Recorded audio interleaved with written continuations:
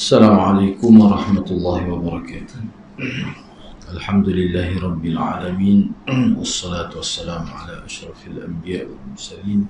Nahmaduhu wa nasta'inuhu wa nastaghfiruh. Wa na'udzu billahi min shururi anfusina wa min sayyiati a'malina. Man yahdihillahu fala mudilla lahu wa man yudlil fala hadiya lahu. Rabbi shrah li sadri wa yassir li amri wahlul 'uqdatam min lisani yafqahu qawli. Amma ba'd. Alhamdulillah, syukur kepada Allah Subhanahu wa taala kerana dapat bersama pada pagi ini. InsyaAllah pada pagi ini kita akan bincang bab yang ketujuh,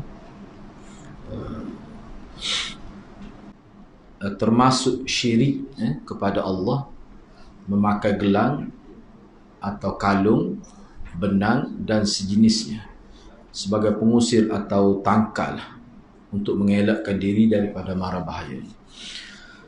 Jadi bab yang ketujuh ni sebenarnya perbincangan secara khusus fokus kepada syirik, tapi dalam konteks maknanya tangkal, memakai tangkal, azimat dan sebagainya dengan maksud untuk menghindari daripada bahaya, daripada mara bahaya. Itu. Secara khususnya begitulah. Jadi tajuk ini sebenarnya kalau kita tengok dalam sejarah kehidupan masyarakat Arab zaman jahiliah, dia sangat menebal menjadi amalan masyarakat secara berleluasa. Dan kalau kita tengok dalam masyarakat Melayu kita pun sebenarnya banyak juga berlaku, pakai azimat, tangkai dan sebagainya. Jadi sebelum kita terus pada perbincangan, penumpuan kita dalam tajuk yang ketujuh ni sebenarnya lebih kepada pakai azimat, tak kiralah dalam apa bentuk, dengan maksud untuk mengelak daripada bahaya, mengelak daripada sesuatu yang bahaya. Tak kiralah dalam bentuk kerana takut kena sihir ke ataupun kena buatan orang ke, tak kiralah. Maknanya ada unsur untuk mengelakkan daripada kena sesuatu yang mudarat itu. Sebabnya begini, saya sebut begitu kerana dalam perbincangan ulama, kalau seseorang itu sakit, maka dia guna, disebut sebagai tangkal. Ada yang ulama kata boleh sebab itu dia berkait dengan rawatan setelah sakit itu.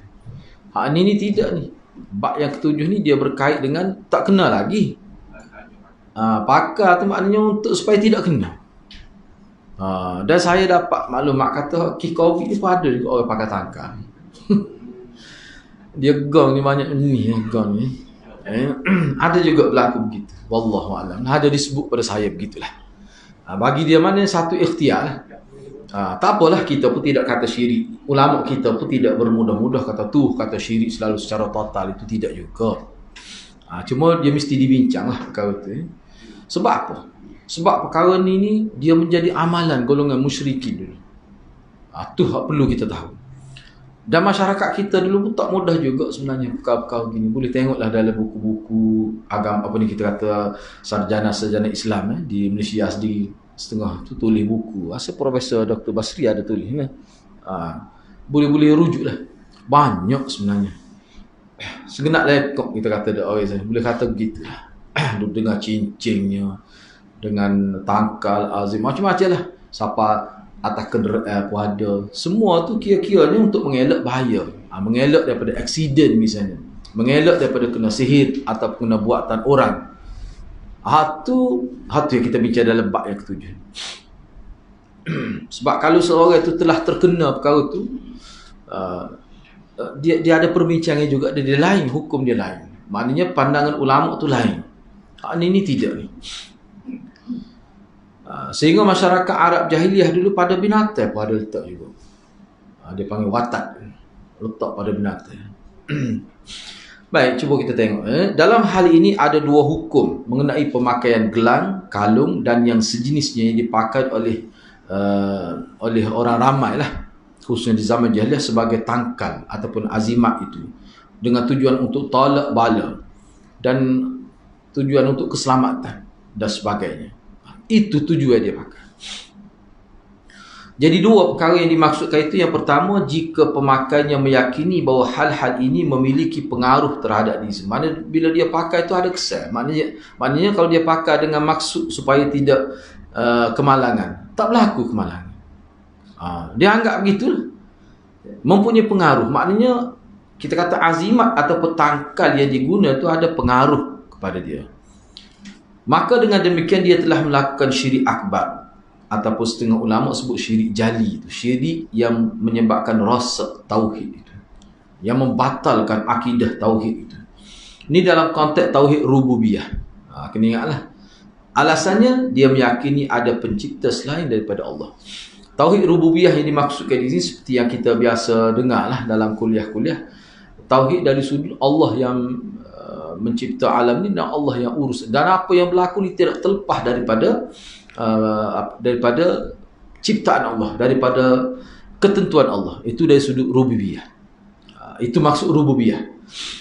Paling kurang Rabb bila sebut rububiyah ni dia merujuk kepada penciptaan dan mengurus ataupun menjaga apa yang dicipta itu. Ada dari sudut itu. Dari sudut ibadat sembahyang itu dia sebut sebagai uluhiyah.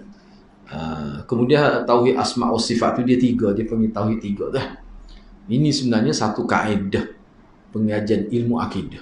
Satu kaedah pengajian usuluddin, kaedah saja. Mana tauhid itu sendiri bukanlah dia tu sebagai usul akidah, itu kaedah. Jadi kalau kita tidak faham itu dia masalah juga.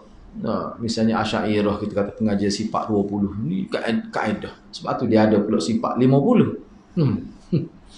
Ni baru 2 tahun baru sifat 50 ni. Saya pun tak ada nak mikir lagi waktu tu. Sifat 50. Besar kai rentan kat rumah saya. Kita pun mahu bagi tengok ni kaedah mana pula. Itu kaedah. Kaedah sifat 50 dia tadi. Tak tahulah.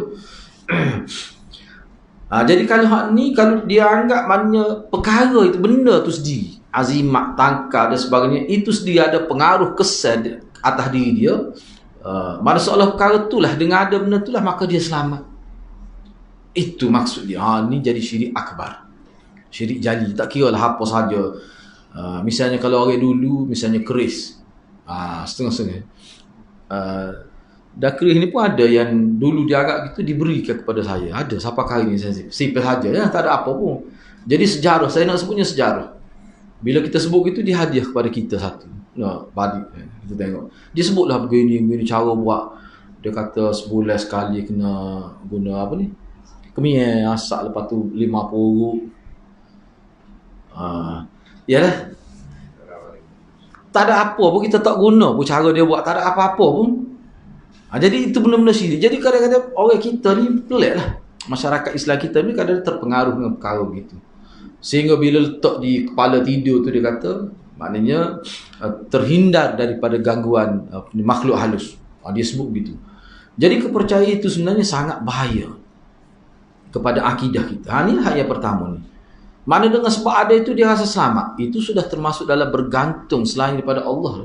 Mana letak keselamatan kita ni kepada yang lain. Itu bahaya. Bahaya. Ni bahagian pertama ni syirik akbar. Yang kedua, jika seseorang itu meyakini bahawa tangkal dan azimat itu sebagai sebab. Seperti mana kita makan obat ni, bukan kita kata obat tu menyembuhkan. Itu sebagai satu ikhtiar sebab. Yang menyembuhkan Allah. Jadi sebenarnya kalau obat ni dia payah nak jadi syirik. Sebab dia tidak bersifat, kita kata mistik, dia tidak bersifat begitu. Tapi kalau tangkal ini, sebab penyelesaian secara saintifik itu payah orang, tak ada pada tangkal itu. Kalau obat ni ada sebab dia melalui farmasi, melalui kajian secara sains itu. Ni tak ni, betul-betul dia merujuk kepada kepercayaan tangkal. Jadi mudah sangat menjadi syirik itu. Baik, tak apalah. Jika dia meyakini, seseorang itu meyakini bahawa hal-hal ini ataupun kita kata guna tangkal dan azimat ini sebagai sebab saja, dan perkara itu tidak berpengaruh dengan diri, mana bukan kerana perkara itu sendiri tidak mempengaruhi kehidupan dia, cuma sebagai sebab saja. Dia meyakini bahawasanya yang boleh mendatangkan manfaat atau menolak bala Hanya Allah saja, dia yakin gitu. Maka dia telah melakukan syirik asghar. Syirik juga, tetapi tidaklah syirik yang sehingga merosakkan tauhid. Ni kira-kira dia ni kira berlembut dah ni, cara dia ni berlembut dah ni, Karena sesuatu yang tidak Allah jadikan sebab, diyakini sebagai sebab. Tu. Baik, hak yang kedua ni maknanya bagi saya lah, contohnya, contoh kita ambil. Misalnya kita kata dia pakar azimat, dia kata ni sebagai ikhtiar. Biasa orang kita dia sebut gitu, nak menghalalkan cara tu. Sebab saja ni tak hakikatnya Tuhan belakang. Dah kali kita kata tapi sebenarnya tidak tu bahaya. Kalau kita makan ubat hospital, dia tidak begitu, dia punya tidak terganggu akidah kita ni. Sebab kita tahu dah dia ni memang diurus, diolah secara saintifik. Tapi kalau tu sebab tu orang tu pun bukannya ahli sains pun, tidak terlibat dengan sains perubatan pun, jadi dia buat semata-mata jampi. Tu dia bahaya, dia lain, dia tidak sama tu. Dia tidak sama. Dia mudah kita kata terganggu kepercayaan akidah dari sudut kebergantungnya kepada sesuatu itu. Tu bahaya tu. Sebab tu setengah ulama kita dia tutup tu, tak buka ruwayat tu, sebab bahaya. Tetapi kalau dari segi fiqh, ada juga ulama buka ruwayat, tapi untuk rawat, bukan untuk menyekat, untuk menghindar daripada terkena sihir, terkena bahaya dia. Ni hak kena penyakit. Misalnya kita kata dah, kita kena terima hakikat bahawa ada setengah-setengah penyakit dalam bentuk yang tidak zahir. Mana kalau pergi ke hospital pun, setengah-setengah doktor pun dia kata pergi cari bomoh lah. Dia kata, doktor kata gitu. Doktor kata gitu. Tu. Saya pernah jumpa lah ni, bukan pernah lacak jugalah. Doktor kata, doktor pakar dah tu. Jadi bila pergi tu, tu situ timbul masalah. Jadi bila pergi, kadang-kadang tu dia bentuk tangkal lah. Kadang-kadang sama ada sirih dia buat kan. Lepas tu dia ikat dengan kertas. Tu letak situ. Mana tidak ada gangguan. Tu macam dia tak serupa dengan kita bincang. Sebab dia telah kena penyakit. Dia telah kena dalam bentuk pun sebab kalau hospital pun tak boleh buat apa. Doktor pun suruh cari bom. Dalam kes ni macam mana? Hasil ni lah ulama kata ada kelonggaran. Jadi kita nak siasat bomoh tu dia sendiri tu betul ke tidak? Satu hal pula tu. Tu bomoh ni betul. Kedok ni tu bomoh tu sendiri tu. Baca petah balik ni. Benda-benda gitu. Jadi sebab tu ulama kita buat, dia kata kita kena pasti juga bomoh itu, kahin tu, dukun itu, dia tu betul ke tidak. Kalau dia awal-awal lagi menggunakan syirik yang nyata, tak boleh, ulama itu tak benar. Saya pun tidak nak buka lebih banyak, takut silap faham pula lah. Lama silap faham dengan tak cah boleh pula dah. Kalau kita bincang kau tu, kalau kecek seorang-seorang mungkin kita boleh detail lagi. Sekadar tu je lah. Kalau untuk masyarakat boleh lagi sekadar tu. Bila sembuh tu tak boleh lepas tu. Tu misalnya letak satu, kita kata dia panggil pun macam azimat lah, tapi dia telah sakit sebagai rawatan. Dan dia pun pergi dulu jumpa, kita kata doktor alopati ni nak, dia pergi dulu, cuma doktor punya sakit. Sekadar tu boleh lagi. Tetapi perlu di counselling lah, perlu dibagi peringatan kepada dia. Bukan kerana ini sebagai obat seperti mana obat sepetagi tu, cuma dia oleh kerana penyakit ni bukan berbentuk fizikal, maka lain sikit. Kena faham begitu. Sekadar tu boleh, tidak lebih daripada tu. Kalau saya pergi lebih lagi, memang ada pun ulama kata kalau lebih lagi pun boleh dengan itu. Takut silap faham. Saya pun tak berani nak buka luar sangat tu. Takut silap fahamnya, faham lagu lain. Ambil kita ni pupuk sunnah wano kata. Kata macam-macam pula. Walaupun perkara tu ada lagi. Ada lagi sebenarnya. Jadi kalau kih-kih hok berat sangat tu, mungkin kita boleh guna kaedah tu. Tu tak disebut sini lah. Takut silap faham. Sebab ada dah yang berlaku silap fahamnya. Sekadar tadi, InsyaAllah, mana mengikut apa yang disebut oleh ulama tu, itu tidak sampai peringkat syirik, tidak. Tapi dalam keadaan sedar, penuh kesedaran. Begitu sekadar tu. Baik, dalil yang pertama yang dikemukakan di bawah bab yang ketujuh ni. Okey, saya perlu sebut satu kaul lagi sebab ni ada berlaku kes. Bila saya lepas kuliah, dia mari jumpa saya. Seorang perempuan ni, dia kena penyakit ni masa sekolah lagi. Kali dia ingat kita ni tok bomoh. Tak tahulah lagu mana boleh faham gitu. Dia sebut lagi dengan ni. Dia kata kos rawatan dia dalam tempoh lebih 20 tahun. Dia tak tahu berapa ratus ribu dah habis. Duit je. Saya kata habis dah, kerja pun memang habis dah. Sabar Sarawak tak pergi. Alik siang gitu. Pak kena pergi dengan perahu tu tak pergi lagi. Sekat pergi dengan darat ni habis dah pergi. Habis pergi. Cara pelik-pelik. Kadang-kadang siapa perekat. Macam-macam dia sebut. Nak buat macam mana situ? Kita nak suruh dia pakai tangkar azimat lagi ke lagu mana? Kita kata beginilah, surah pada Allah seperti mana adalah hadis Nabi, perempuan kena penyakit sawai dan sebagainya kan. Nabi kata kalau doa boleh, kalau dia nak berserah pada Allah. Dia siapa satu tahap kena beri kaedah tu. Kita kembali, kita terus merujuk pada Tuhan punya sebab, yakni Allah Subhanahu Wa Taala. Tak perlu dah kita ambil sebab tu, tak perlu. Siapa satu tahap. Doktor begitu, yes, kalau kita di SUSM, kita ada USM lah, kita. Bila siapa tahap dia surat balik, dia baca Yasin lah. Apa maksud? Mana tak boleh nak ubat. Akhir sekali, hak terakhir, walaupun sebelum tu bukan kata terakhir, maksudnya dah kita buntu dah nak guna sebab ni, kita direct pada Tuhan punya sebab. Surat balik sakit. Ada setengah tu siap, sembuh, tak mati. Pakai ini. Ada setengah tu lepas tu mati. Seperti yang doktor sebut tak lama dah, mungkin 3 bulan. Doktor kata habis dah, peringkat obat tu habis. Habis ikhtiar doktor. Jadi kalau orang Islam kan, dia pergi direct pada doa gitu lah, baca Yasin. Nak baca Baqarah tu panjang sangat. Baca Yasin gitu lah. Kita kena faham. Hak ni pun begitulah juga. Siapa satu tahap. Ni jangan siapa kita buat sehingga dia tu hilang pertimbangan, dia jadi sesak pula dia dengan sebab sakit tu. Bahaya. Bahaya juga begitu. Jadi bila saya sebut gitu, saya sebutlah hadis tu. Saya kata kena begitulah. Kadang-kadang sakit ni dia lebih kepada psikologi juga. Jadi bila sebut gitu, minggu depan dia mari. Ni saya nak ayatnya dalam agama kita, dia penyelesaian dia sampai mati dia ada. Dia kata bila lepas tu dia, sebab dia ni orang sunnah juga. Dia kata bila dia pergi jumpa bomoh, dia jadi susah hati. Tengok cara bomoh, baca Quran tak betul. Lepas tu macam-macam lah. Saya kata ginilah, cukup dah tu. Cukup dah tu. Untuk kita buat rawatan gitu, cuma serah pada Allah. Baca ayat-ayat tertentu saya bagilah kepada dia tu. Cukup dah. Minggu selepas tu dia mari, dia kata hati dia tenang. Walaupun sakit tu ada lagi, hati jadi tenang. Dia pun tidak susah hati. Dia boleh pergi kuliah, pergi tempat kuliah dan sebagainya. Itu maksudnya. Maknanya tidak diharuskan. Bila sampai satu tahap begitu, kita kena wiyat tu. Jangan pula kita pergi cari takca dan sebagainya. Hak tu cuba elok lah perkara itu. Sebab ruang tu kita tak mau buka kepada masyarakat, takut jadi bahaya. Hak ni hak kita bincang yang ketujuh ni, tak ada sakit apa pun ni. Misalnya kita pergi jumpa akhirat tadi. Misalnya kalau zaman Arab jahiliah dulu, dan saya tanya tok saya lah dulu, ada ke tidak orang Melayu kita dia pakai azimat untuk supaya binatang dia tidak kena penyakit? Memang ada. Memang ada. Dia letak juga ni tali macam benang itu yang dibuat, yang dijampi oleh bawah. Ada juga sebiji seperti arak jahiliah ada. Cuma dia tidak letak kalung ni. Kalau arak jahiliah dia ada kalung, dia buat daripada tumi arnab itu.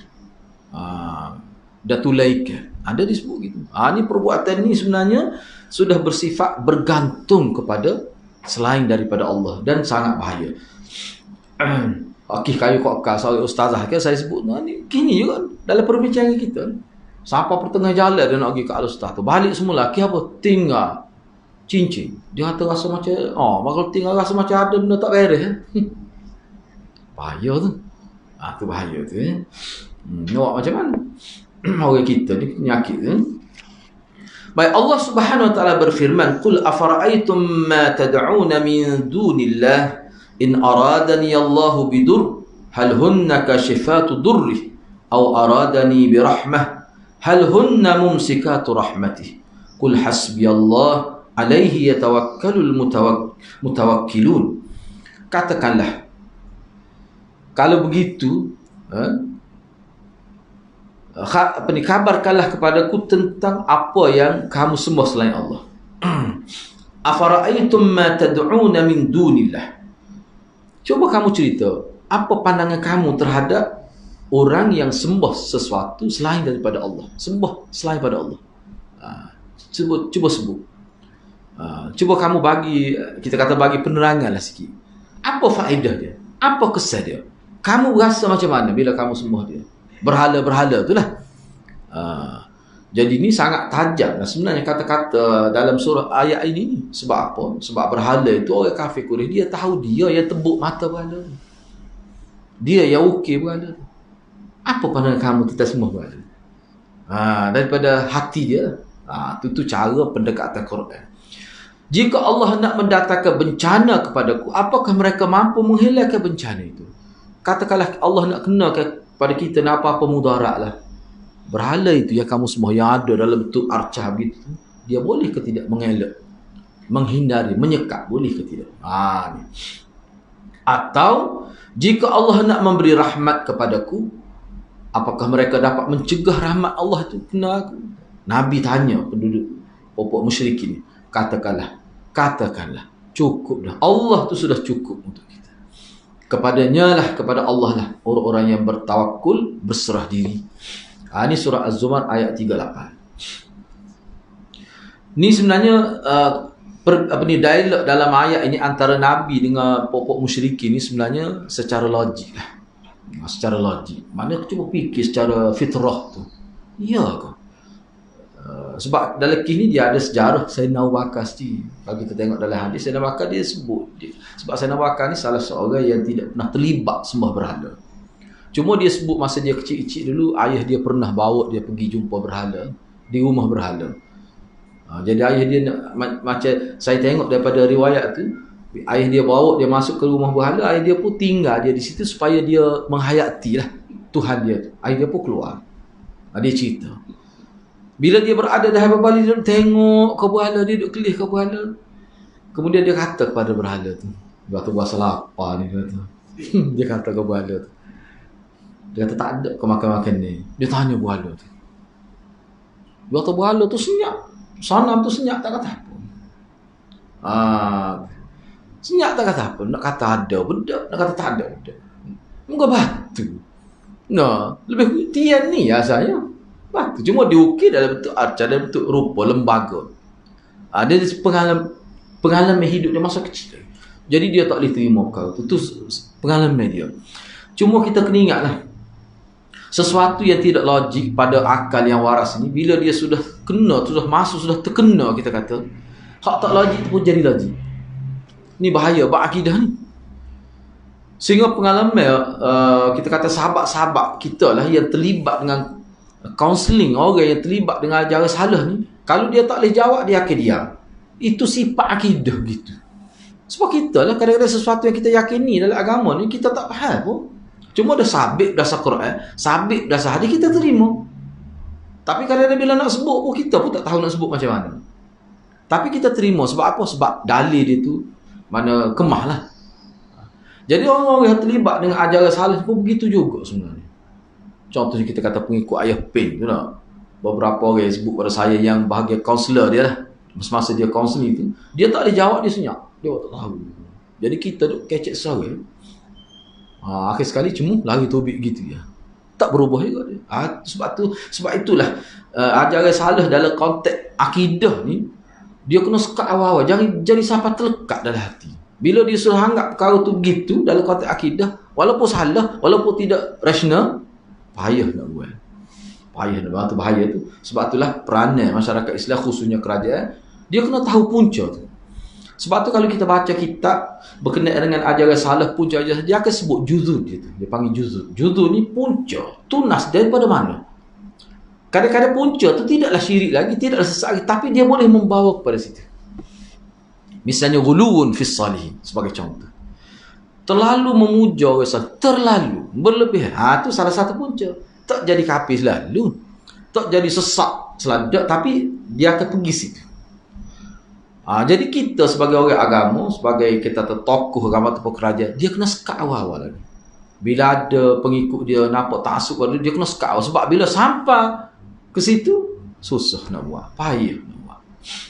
Sebab pengalaman ulama kita, ajaran salah ni, walaupun pengasah dia mati pun, kadang-kadang ajaran tu dia lebih teruk daripada semasa pengasah dia tu ada. Contoh tengok Arkan, bukan kata mati, tak mati. Ajaran ayah Pem, ikut sahabat saya buat kajian, dia kata masih hidup lagi. Masih tak mati. Kadang-kadang lebih teruk. Bahkan setengah tu masih berinteraksi dengan ayah Pin. Dia kata ayah Pin bukan mati, dia gaib. Awal. Letih kalau kita nak fikir apa ni. Tu orang panggil ajaran salah. Tapi Islam ni tidak. Nabi Muhammad mati, tak boleh nak berinteraksi dengan dia. Jelas agama. Sebab tu Nabi kata, aku tinggal pada dua perkara. Pergi satu, aku boleh mati. Seperti mana Nabi dulu pun mati. Jelas. Tetapi kalau perhatikan ajaran salah, sifat ajaran salah ni, baik, kalau orang tanya kita lah, ni perlu kita tahu. Ni sebagai kita nak uji. Dalam mana-mana kita nak bicara tentang ajaran salah, dia akan sebut perkara ni. Kenapa? Kita kata tokoh-tokoh kepala ajaran salah ni, dia cuba untuk menonjolkan perkara pelik dalam diri dia kepada anak murid dia. Dia panggil khariqul lil adah itu. Mana perkara yang mencari adat. Untuk apa tu? Untuk menimbulkan ta'assub tu sebenarnya. Tu. Sebab bila kata ta'assub ni, bila anak murid sudah ta'assub, kira bagi dia sudah berjaya. Dia kata apa pun anak murid dia akan terima. Sesuatu yang putih dia kata itu. Anak murid bila ta'assub. Boleh jadi kalau kita tak pernah jumpa. Saya acak kali dah jumpanya.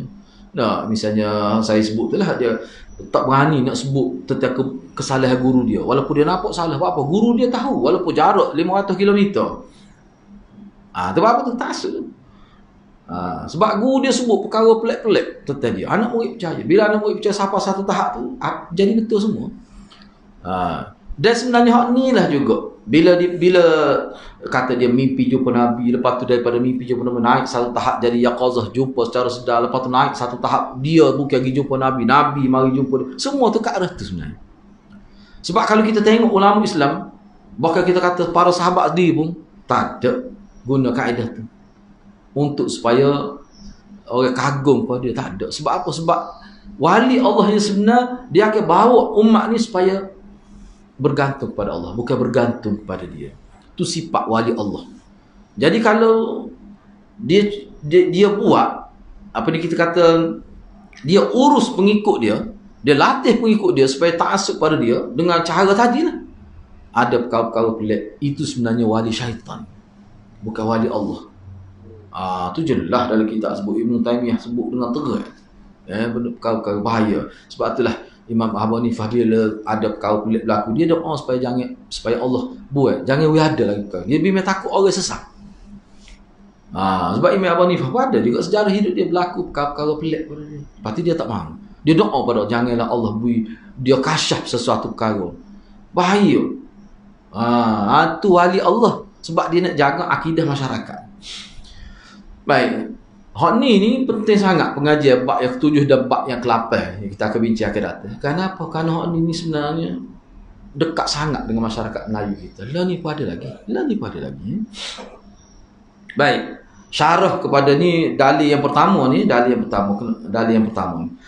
Allah Subhanahu wa taala memerintahkan Nabi Muhammad sallallahu alaihi wasallam untuk menanyakan kepada kaum musyrikin dengan pertanyaan pengingkaran atas berhala-berhala mereka yang mereka sembah sebagai tandingan bersama Allah. Apakah mereka mampu memberi manfaat dan menolak bahaya? Mampu ke tidak? Mana Tuhan yang kamu sembah tu, yang kamu anggap sebagai Tuhan itu, berhala sanam itu, dia ada kemampuan ke tidak? Untuk menyelamatkan kita daripada bahaya. Hak ni sebenarnya pertanyaan Nabi yang diabadikan dalam ayat Quran surah Az-Zumar ni sebenarnya sebagai nak mengajak manusia berfikir. Sebab kita dalam bab akidah ni mengikut ulama, kita tak boleh tekan dia. Tekan tak jadi kot. Bagaimana kita sebab itulah saya pernah masuk dalam satu perjumpaan di Kuala Lumpur, bagus juga tokoh-tokoh, profesor-profesor. Saya masuk gitu, banyak manfaat kita boleh ambil. Orang buat kajian dalam bidang akidah ni. Pengalaman dia kaunseling orang ajaran salah ni banyak di Malaysia kita ni. Kelantan saja 25. Kita tak khabar. 25. Boleh rujuk pada bahagian akidah di Jabatan Agama Islam Kelantan ni lah. Bahagian mic tu ada. Baik, dia kata orang yang terlibat dengan ajaran salah ni, bila kita nak jumpa dia pertama sekali, kita kena tahu A to Z. Habis tahu ajaran dia tu apa. Itu yang pertama. Yang kedua, hak paling kita kena tahunya, biar dia ajaran ni banyak. Misal satu ajaran salah, hak mana jadi asas ajaran dia? Asas. Dia kena sesat tu. Kalau kita boleh apa ni kita kata boleh hujah dia, kita boleh hujah dia dengan hak tu. Maknanya sebab bila jadi akidah, kadang-kadang tak perlu kita baca ayat Quran pada dia. Ni pengalaman. Baca hadis tak perlu. Sebab bagi dia atas daripada tu lagi. Tu dia. No. Saya tanya dia, ada seorang tu, bapa tak semaya? Kita semaya. Cuma saya ni tahap semaya tahap tinggi. Tengok tu. Dia kalau nak mengarut dia sampai gitu. Bau ngapu. Nah, tinggi lagu kan. Dia kata hakikat semaya ni mana kita nak ingat kepada Allah dengan seluruh jiwa, raga, zahir habis. Saya sudah sampai tahap tu. Dia panggil hakul yakin. Disebut. Lepas tu dia tak jadi semaya ni, apa panggil pokok niat ni, batiniah. Lepas tu dia tak, tapi dia semaya cuma tidak seperti kita. Memang dia dulu dia semaya seperti kita. Bila sampai satu tahap, dia semaya dalam bentuk lain. Mana bagi dia bukan tak semaya. Baik, kalau jenis orang-orang gini payah kita nak kecek ni, baca ayat Quran apa tak jadi orang lagu. Orang lagu ni dia kena guna keadaan mantik. Sebab ni agak-agaknya beralah awak semua tu. Kalau saya ni kita kata nak bahayalah di tengah laut tu, bagaimana dia nak tolong? Dia tahu ke tidak saya ni dalam keadaan bahaya. Jarak saya dengan dia ni 1000 km. Dia boleh tahu ke tidak? Dia nak kata, kalau dia kata boleh macam mana? Boleh macam mana? Apa aja jadi dia sendiri. Makna hak ni apa yang disebut dalam ayat Quran ni sebenarnya lebih menjurus kepada bicara Nabi terhadap hati manusia, bukan lidah manusia. Kalau lidah dia boleh kelenter macam-macam. Kadang-kadang dia tak boleh dia boleh jawab dengan lidah dia. Orang yang fasih, orang yang hebat, dia boleh kecek dengan lidah. Tapi klik rumah dia mikir tu. Masa nak tidur hari parut Muhammad nyawi kat ke ini nak mikir. Dia jawab tadi dia nak suruh orang ramai puas hati. Tapi dari hati, hak tu kita nak. Sebab tu kita jangan jemu sampaikan agama sunnah ni. Walaupun orang tak terima, tapi hati dia tu. Dia klik dia mikir. Nak tidur dia mikir. Betul juga ustaz tu kata. Tapi dia jawab kebudah depan kita tadi. Tak apalah, kita nak hati dia tu. Sebab manusia ni berubah bila hati dia berubah. Kok dia nak jawab tu kadang-kadang dia malu kau gu dia tepi jawab macam tu. Hati dia tu. Sebab tu kadang-kadang kita tengok dia ada ke zaman Nabi ni, hak Nabi dakwah di Mekah, masuk Islam selepas Nabi wafat. Ada dia misalkan kita jumpa dia perawi ni dia ni masuk Islam selepas Nabi wafat. Pada Nabi dakwah di zaman Makkiyah. Kita kena ingatlah begitu. Kadang-kadang manusia ni bertahun-tahun, kira lah berpuluh tahun lah tu baru terima Islam, maka tak jadi sahabat lagi. Tu. Jadi kita jangan sedih lah boleh jadi orang tak terima, tak apa, sebuah betul. Sebab hal betul ni dia ada kekuatannya. Gitulah. Kaum musyrik itu pasti akan mengakui kelemahan patung-patung mereka terhadap. Dia tak akan kata, tak seraya. Dia tak akan kata. Sebab tu dia kata, yang jadi langit bumi ni Allah. Bukan Tuhan dia. Bukan berhala. Sebab berhala tu dia yang buat. Dia yang okey. Cuma ni kita kena ingatlah, kita bincang dah sebelum ni. Orang kafir Quraisy sebenarnya, hak tu guru dia tahu. Berhala tu sebagai wasilah kepada orang soleh dia. Hak tu jelas tu. Tapi orang-orang awam, hak biasa ni. Hak semata-mata mengikut taklidul a'mal, ikut secara dalam keadaan tidak faham, membabi buta begitu. Tapi agama orang dia tahu, sebab tu dia pun nama orang soleh berhala tu. Sebab dia maksud bertawassul kepada orang soleh, suat dan sebagainya. Manat, Lat dan Uzza tu nama orang soleh zaman dulu, sebelum zaman Nabi. Gitu sebenarnya. Sebab tu dalam Quran sebut liqarribuna ila Allahi zulfa. Jadi sebenarnya dia bertawassul dengan orang soleh tu, cuma orang soleh tu digambarkan dalam bentuk satu arca, satu lembaga yang lengkap. Sebenarnya dia minta kepada orang soleh tu supaya doa kepada Allah. Itu dia panggil tawassul dengan orang mati. Jadi isu tawassul dengan orang mati ni sebenarnya memang amalan zaman jahiliah. Kita tak terima ke, kita tolak ke, itulah hakikat. Sebab tu ulama kita tentang sangat perkara tu. Baik, catatan ni. Ni nama yang setengah-setengah orang ni dia allergic lah nama ni. Syekh Abdul Rahman bin Hasan Al-Syekh. Tu dia kata serabut buruk dengan nama ni. Baca kat dulu kitab dia tu . Syarah dalam kitab Fathul Majid ni, syarah ni salah satu syarah kitab ni. Dalam ayat ini kata Al-Syekh, terdapat penjelasan bahawa Allah menyifati orang-orang yang berbuat syirik dengan berdoa kepada selain Allah dan berharap kepada selain Allah. Jadi Allah beri gambar kepada kita bagaimana golongan yang syirik kepada Allah dengan berdoa kepada selain Allah. Sedangkan tauhid itu lawan kepada syirik itu. Iaitu tidak boleh berdoa melainkan hanya kepada Allah, tidak boleh berharap melainkan hanya kepada Allah, dan tidak boleh berserah kecuali hanya kepada Allah sahaja. Itu hak orang Islam. Sebab tu kita cuba bayangkan. Mudah sebenarnya kita sebut hak dalam benda, sebab pendekatan Nabi ni dia tidak payah. Bagaimana pendekatan tauhid? Perbetulkan amalan. Bagaimana nak mengukuhkan tauhid? Perbetulkan amalan hidup kita. Bukan dengan berzikir secara khusus, tidak semestinya begitu. Tidak dalam bentuk itu saja. Cara mana? Seperti yang kita bincang dalam bab sebelum ni, setiap apa yang kita buat sebut nama Tuhan. Jadi itulah dia. Baca bismillah, masuk bila ibadah. Semua tu sebenarnya adalah rangka untuk memasukkan tauhid. Sebab tauhid itu dia, Nabi terapkan tauhid pada sahabat dalam bentuk kehidupan. Bukan tak ada, kita tak jumpa dalam hadis nak mengukuhkan tauhid, kamu kena bangun lalu kamu zikir. Hak secara khusus lain Nabi tak terkedak. Hak tu dia terjadi dengan sendiri.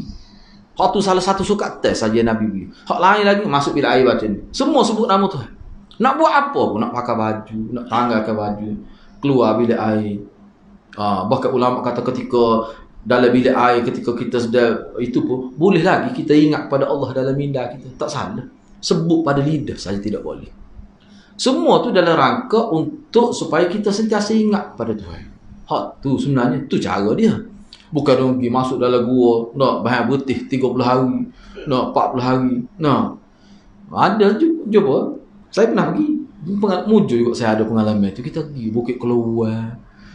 7 bukit ni. Tengok pokok dia. Putih pujak. Tak kena tarik pokok. Apa kerah kalau pokok. Nah. Kita tengok Allah ketemu. Kita duduk sehari tadi. Serabut perut.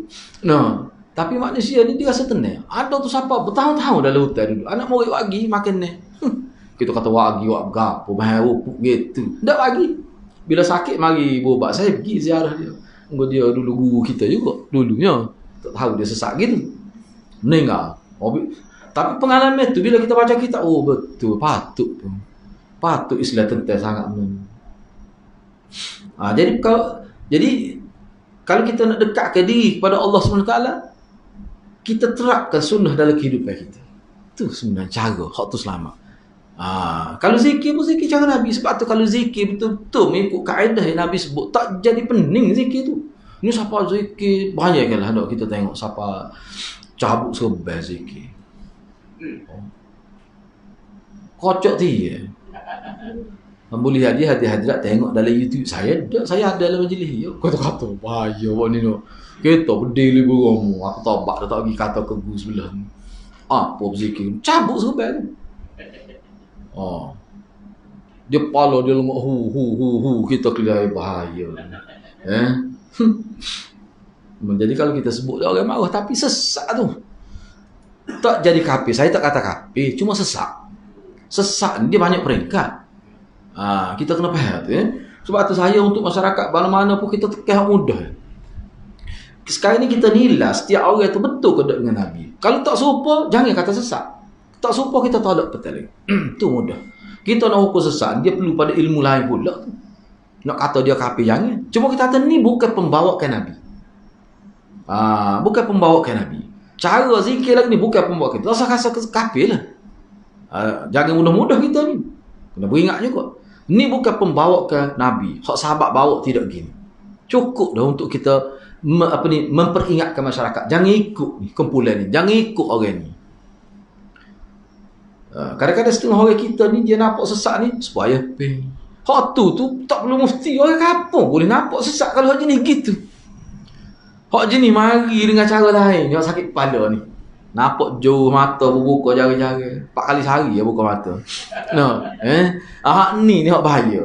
Hak ni bahaya ni. Lepas tu mari pula dengan gaya ulama. Oyak pula dia ni sebagai keluarga Rasulullah. Tak tahu dia lah kedak ni. Bagi kita kalau dia betul keluarga Rasulullah itu kelebihan dia. Tapi dia tidak jadi masuk surga gitu. Tak betul gitu. Sebab tu bagi saya, siapa saja dia apa kita kena nilai dengan agama. Hak tu baru selamat. Tu kalau kita belajar hadis, kita akan ada nilai tu. Qiyam tu kita akan ada. Hak tu yang kita naknya. Kadang-kadang orang kapung bila boleh nilai ni, kadang-kadang dia lebih selamat daripada orang alim. Orang alim kena nyakit, dia tak kena. Baik, cuba kita tengok lagi. Jadi dalam ayat ni kata Syekh Abdul Rahman bin Hasan Al-Syekh, dia kata dalam ayat ni terdapat penjelasan bahawa Allah menggambarkan orang-orang yang buat syirik ni, mana dalam ayat ni berdoa pada selain Allah itu adalah syirik. Itu maksud ayat. Dan dia berharap pada selain Allah. Sedangkan tauhid itu tidak begitu. Dia bercanggah secara total dengan syirik. Tauhid itu dia lawan kepada syirik. Baik, seterusnya dibahas. Demikian juga seluruh ibadat tidak boleh untuk dipersembahkan kepada selain Allah. Sebagaimana hal ini ditunjukkan oleh Al-Quran dan As-Sunnah serta ijma' kesepakatan salafus salih umat dan para imam-imam Ahlus Sunnah wal Jamaah. Baik. Ini satu dalil yang kedua. Dalil yang kedua. Daripada Abdullah bin Abbas radhiyallahu anhu bahawa dia menyebutkan, dia kata suatu hari pernah, ini sepupu Rasulullah, ini seorang tokoh sahabat. Ini antara musaqqafin di kalangan sahabat, cendekiawan di kalangan sahabat. Mahir dalam banyak bidang ilmu ni, Ibn Abbas. Didoa beberapa kali oleh Nabi SAW. Dia ni antara sahabat yang kecil. Dia muda lagi dia. Tapi alim luar biasa. Dia kata pernah ketika dia berada di belakang Nabi, setengah riwayat tersebut kata dia berbonceng dengan Nabi SAW. Nabi kata pada ya ghulam, wahai budak. Budak itu ghulam ni maknanya anak muda lah. Wahai budak, inni u'allimuka kalimat, ihfazillah yahfazka, ihfazillah tajidhu tujahak, idza sa'alta fas'alillah, wa idza ista'anta fasta'in billah, wa'lam anna al-ummah law ijtama'at ala an yanfa'uka bi syai' lam yanfa'uka illa bi syai'in qad katabahu Allahu 'alaik, qad kataballahu lak, wa in ijtama'u ala an yadurruka bi syai' lam yadurruka illa bi syai'in qad katabahu Allahu 'alaik, rufi'atil aqlam wa jaffatis suhuf. Wahai anak muda, Nabi kata kepada dia, maukah aku ajarkan kepada kamu, aku akan ajarkan kepada kamu beberapa perkara penting. Kalimat tu mana perkara penting. Dia pun sebutlah. Pertama sekali, ihfazillah yahfazka. Jagalah Allah, pasti Allah akan jaga engkau. Jadi ulama bincanglah, sini dia tidak bincang secara syarah hadis, dia ambil mafhum saja. Dalam syarah-syarah disebut ihfazillah ni mana kita jaga agama Allah. Jaga sunnah Rasulullah, jaga Allah akan jagalah kita. Ni sebenarnya nak kita nak jadi wali Tuhan, kena jaga agama Allah. Barulah kita ni berada di bawah ismatullah, di bawah penjagaan Allah. Tak jadi maksum tetapi dijaga oleh Allah. Kena jagalah agama Allah. Kena jaga. Itu maksud dia. Hak ni memang ulama sebut. Mana nak jadi wali Tuhan. Sebab tu sifat utama wali Tuhan ni, dia mesti jaga agama Allah. Khususnya dalam bab akidah syirik dan sebagainya. Dia mesti ada sifat takut pada Tuhan. Ni kalau takut pada majikan, itu bukan wali Allah tu. Patu wali ke dia ustaz? Ikut. Sebut ke dia. Bebas tu. Saya suruh sendiri nak kata wali siapa tu. Kalau hamka dia kata ini pokok ulama warisan Belanda ni. Bukan ulama warasatul anbiya, ini ulama warasatul Hulanda, dia kata no. Takut pada majikan, lebih takut pada Allah. Terkunci lidah nak menyampaikan agama Allah, apa? Takut. Ini ulama warisan Belanda, tempat dia lah. Jadi kena jaga. Mana jaga ni apa maksud?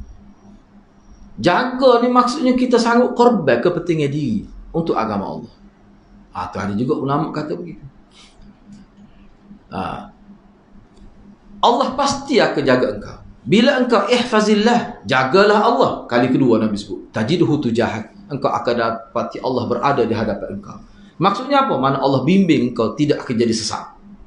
Walaupun dia orang kapung, tapi dia niat ikhlas nak ikut sunnah Nabi tu dah. Ada orang kapung jenis gitu, tak ngajar, tidak alim mana pun, tapi dia ikut pengajian. Dia hanya nak jelas Nabi. Ada jenis mikir. Selamat dia. Tak kena dia. Tak sesat dia. Allah akan jaga dia.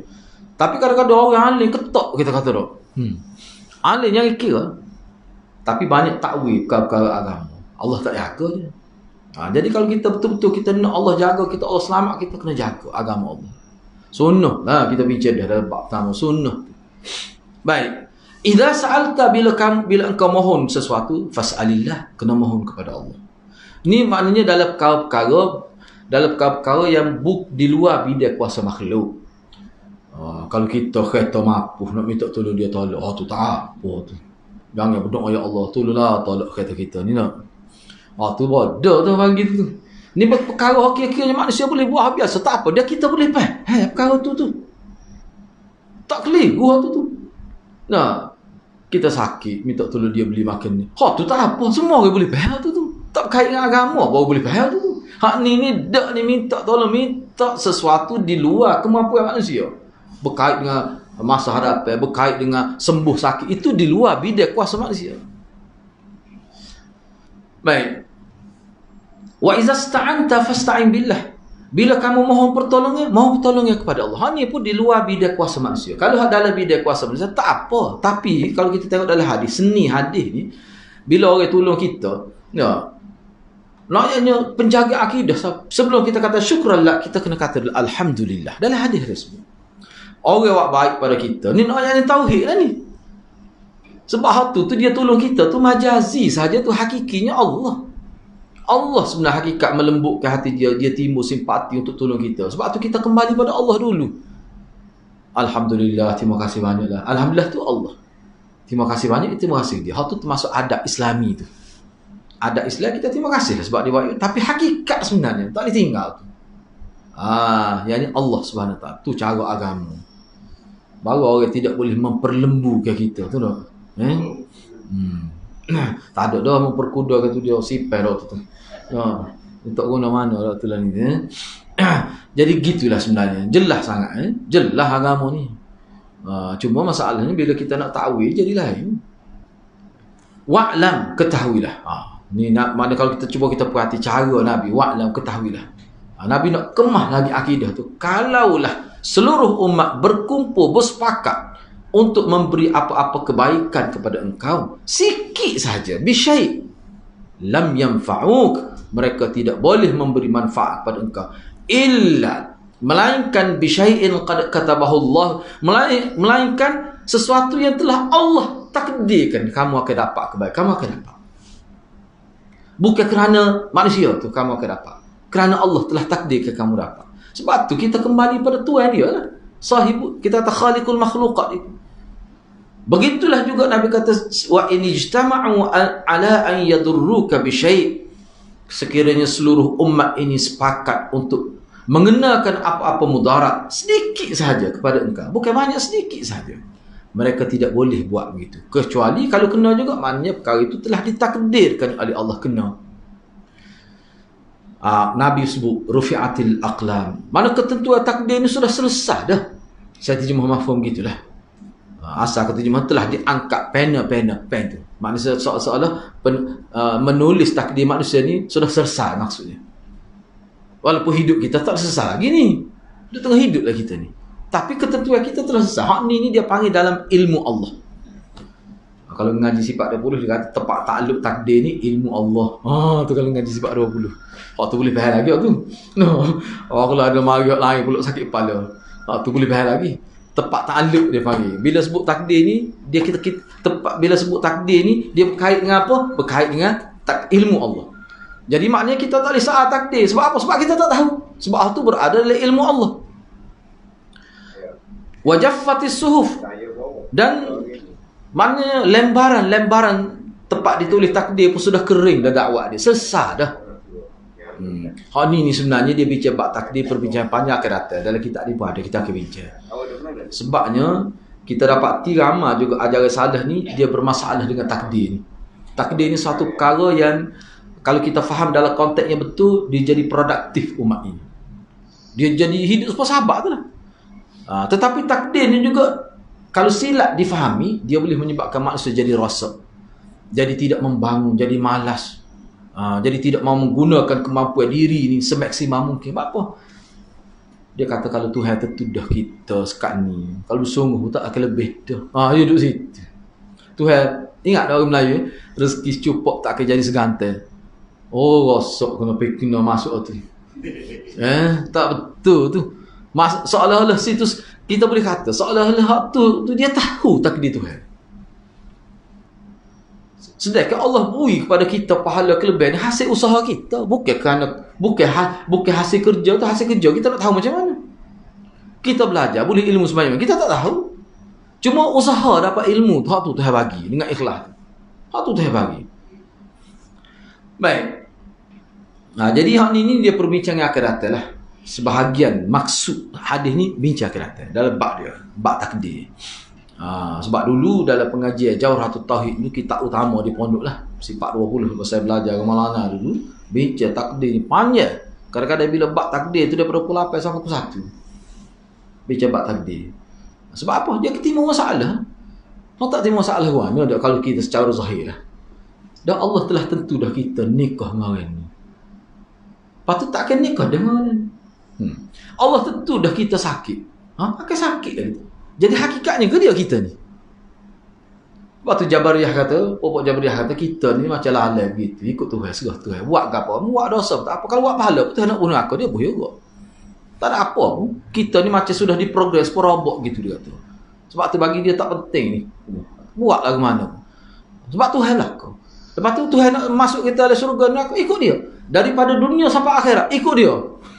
Dia letak gitu. Ini Pokok Jabariyah. Jadi kerana takdir tu lah. Mari Pokok Mu'tazilah pula. Dah, kalau orang buat baik, Tuhan zalim dia. Kalau Allah tak beri pahala dia, zalim Tuhan pula. Macam-macam. Tempat kita ni pada gitu. Saya ingat dulu ada ni disebut oleh guru saya lah. Guru saya ni dia Muhammad, dia panggil Ustaz Mak Maruk dia panggil. Ustaz Mak Maruk ni orang panggil Mak Siwani pun dia dulu pensyarah di Akademi Islam Muslim Melaya. MA di Al-Azhar zaman dulu. Lebih pada lah ni. Dia mengajar akidah lah. Di surah tu, surah An-Najm, dia panggil tepi suk kate di Cabepak. Cabepak ke dia tu? Cabepak ke dia? Dekat rumah Datuk Mufti kan, dia ada tu tak ada dah kate-kate pun dia tahu gila mana. Dia masjid ijaz dulu. Lah ni dia buat ijaz juga, cuma dia buat comel lah. Dia mengajar situ. Dia sebut. Dia kata tok guru kita pada silap bab ni dulu. Anak-anak ni kita buat gitu ya, dia kata. Muka Tuhan tertudah dia. Sepeda duri dalam hutan, tak ada siapa tajam. Kalau dia nak jenis tajam, dia akan tajam. Maknanya dia memberi gambar pendidikan anak ni tidak perlulah kita tekan sangat. Bahaya. Dia kiyah dengan duri dalam hutan. Jadi Ustaz Mak kata tak betul tu. Tak betul tu faham tu guru kita dulu. Dia sebutlah. Tu. Maknanya seolah-olah dia tu kita pasrah dengan takdir ni dalam konteks lain. Serah pada takdir dalam konteks lain. Ni tak serah dengan takdir sehingga jadi lumpuh ikhtiar tu. Tu salahnya. Sedangkan faiza azamta fatawakkal ala Allah, kita nak serah pada takdir pun kena usaha tu yang boleh pahalanya. Kalau gitu tak boleh pahala Nabi Nuh sebab dia gagal dengan anak dia sendiri. Tapi tak 950 tahun. Memang berjaya. Cuma masalah anak dia tak berimeh, isteri dia tak berimeh. Itu bukan bebanan kepada Nabi Nuh. Nabi sendiri keluarga dia ramai mana Bani Hashim tak berimeh. Itu bukan menjadi tanggungjawab Nabi. Hidayah ni tanggungjawab Allah. Allah bukan tanggungjawab, mana itu hak Allah. Kita hanya tabligh, menyampaikan. Kenapa ya tu? Begitu juga dalam kin. Jadi suatu hal lah tu. Nak jadi macam mana? Asalkan kita buat ikut syariat. Sebab tu kita ni bertindak berdasar kepada yang zahir. Yang zahir. Patut serah pada Allah lah di sebalik tu. Kalau tidak sakit jiwa kita. Orang jadi bunuh diri kau ni. Sebab tu umat Islam dia tak bunuh diri, serah. Sebab dia kata kalau susah dunia pun sebentar ya. Susah akhirat yang kita bimbang. Sebab waktu lama. Itu pemahaman fikrah Islam dia begitu.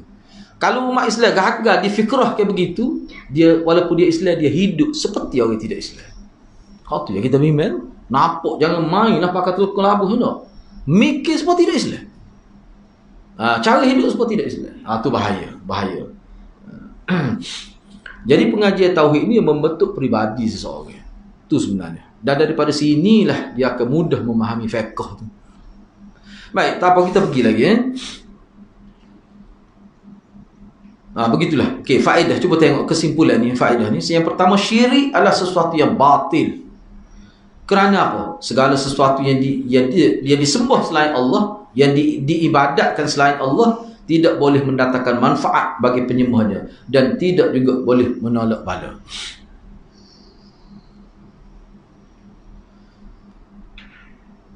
Yang kedua, menghilangkan bahaya dan mendatangkan manfaat merupakan kuasa khusus Allah. Manusia tak ada kuasa. Tak boleh nak buat apa. Sebab itulah kita kata, lah ni musim lah ni. Kan tak? Musim Covid tak habis lagi ni. Tak habis lagi musim Covid ni. Bila Allah uji ni pertama kali dalam sejarah manusia kena secara skala besar seluruh dunia gini nak. Walaupun kes gini pandemik ni acak kali dah kita bacanya nak. Tengok. Tapi tidak berlaku seluas ni. Baik. Siapa dia boleh buat? Orang panggil kuasa-kuasa besar pun buntu tak boleh nak buat apa. Tak boleh nak buat apa. Akhir sekali biar gitu. Dia pun jadi suruh Tuhan kot. Ikutlah lagu mana pun dia. Rakyat dia ramai. Kalau mati boleh 300,000 banyak lagi. Pakai seruh begitu. Sakit pada tak tahu apa. Dah rakyat tak dengar kata. Rakyat pun tak ikut. Akhir sekali kerja istiadat dia serenda. Tak lagi. Nak macam mana? Tak boleh nak buat apa. Tu kadang-kadang Allah nak uji manusia tu gitu.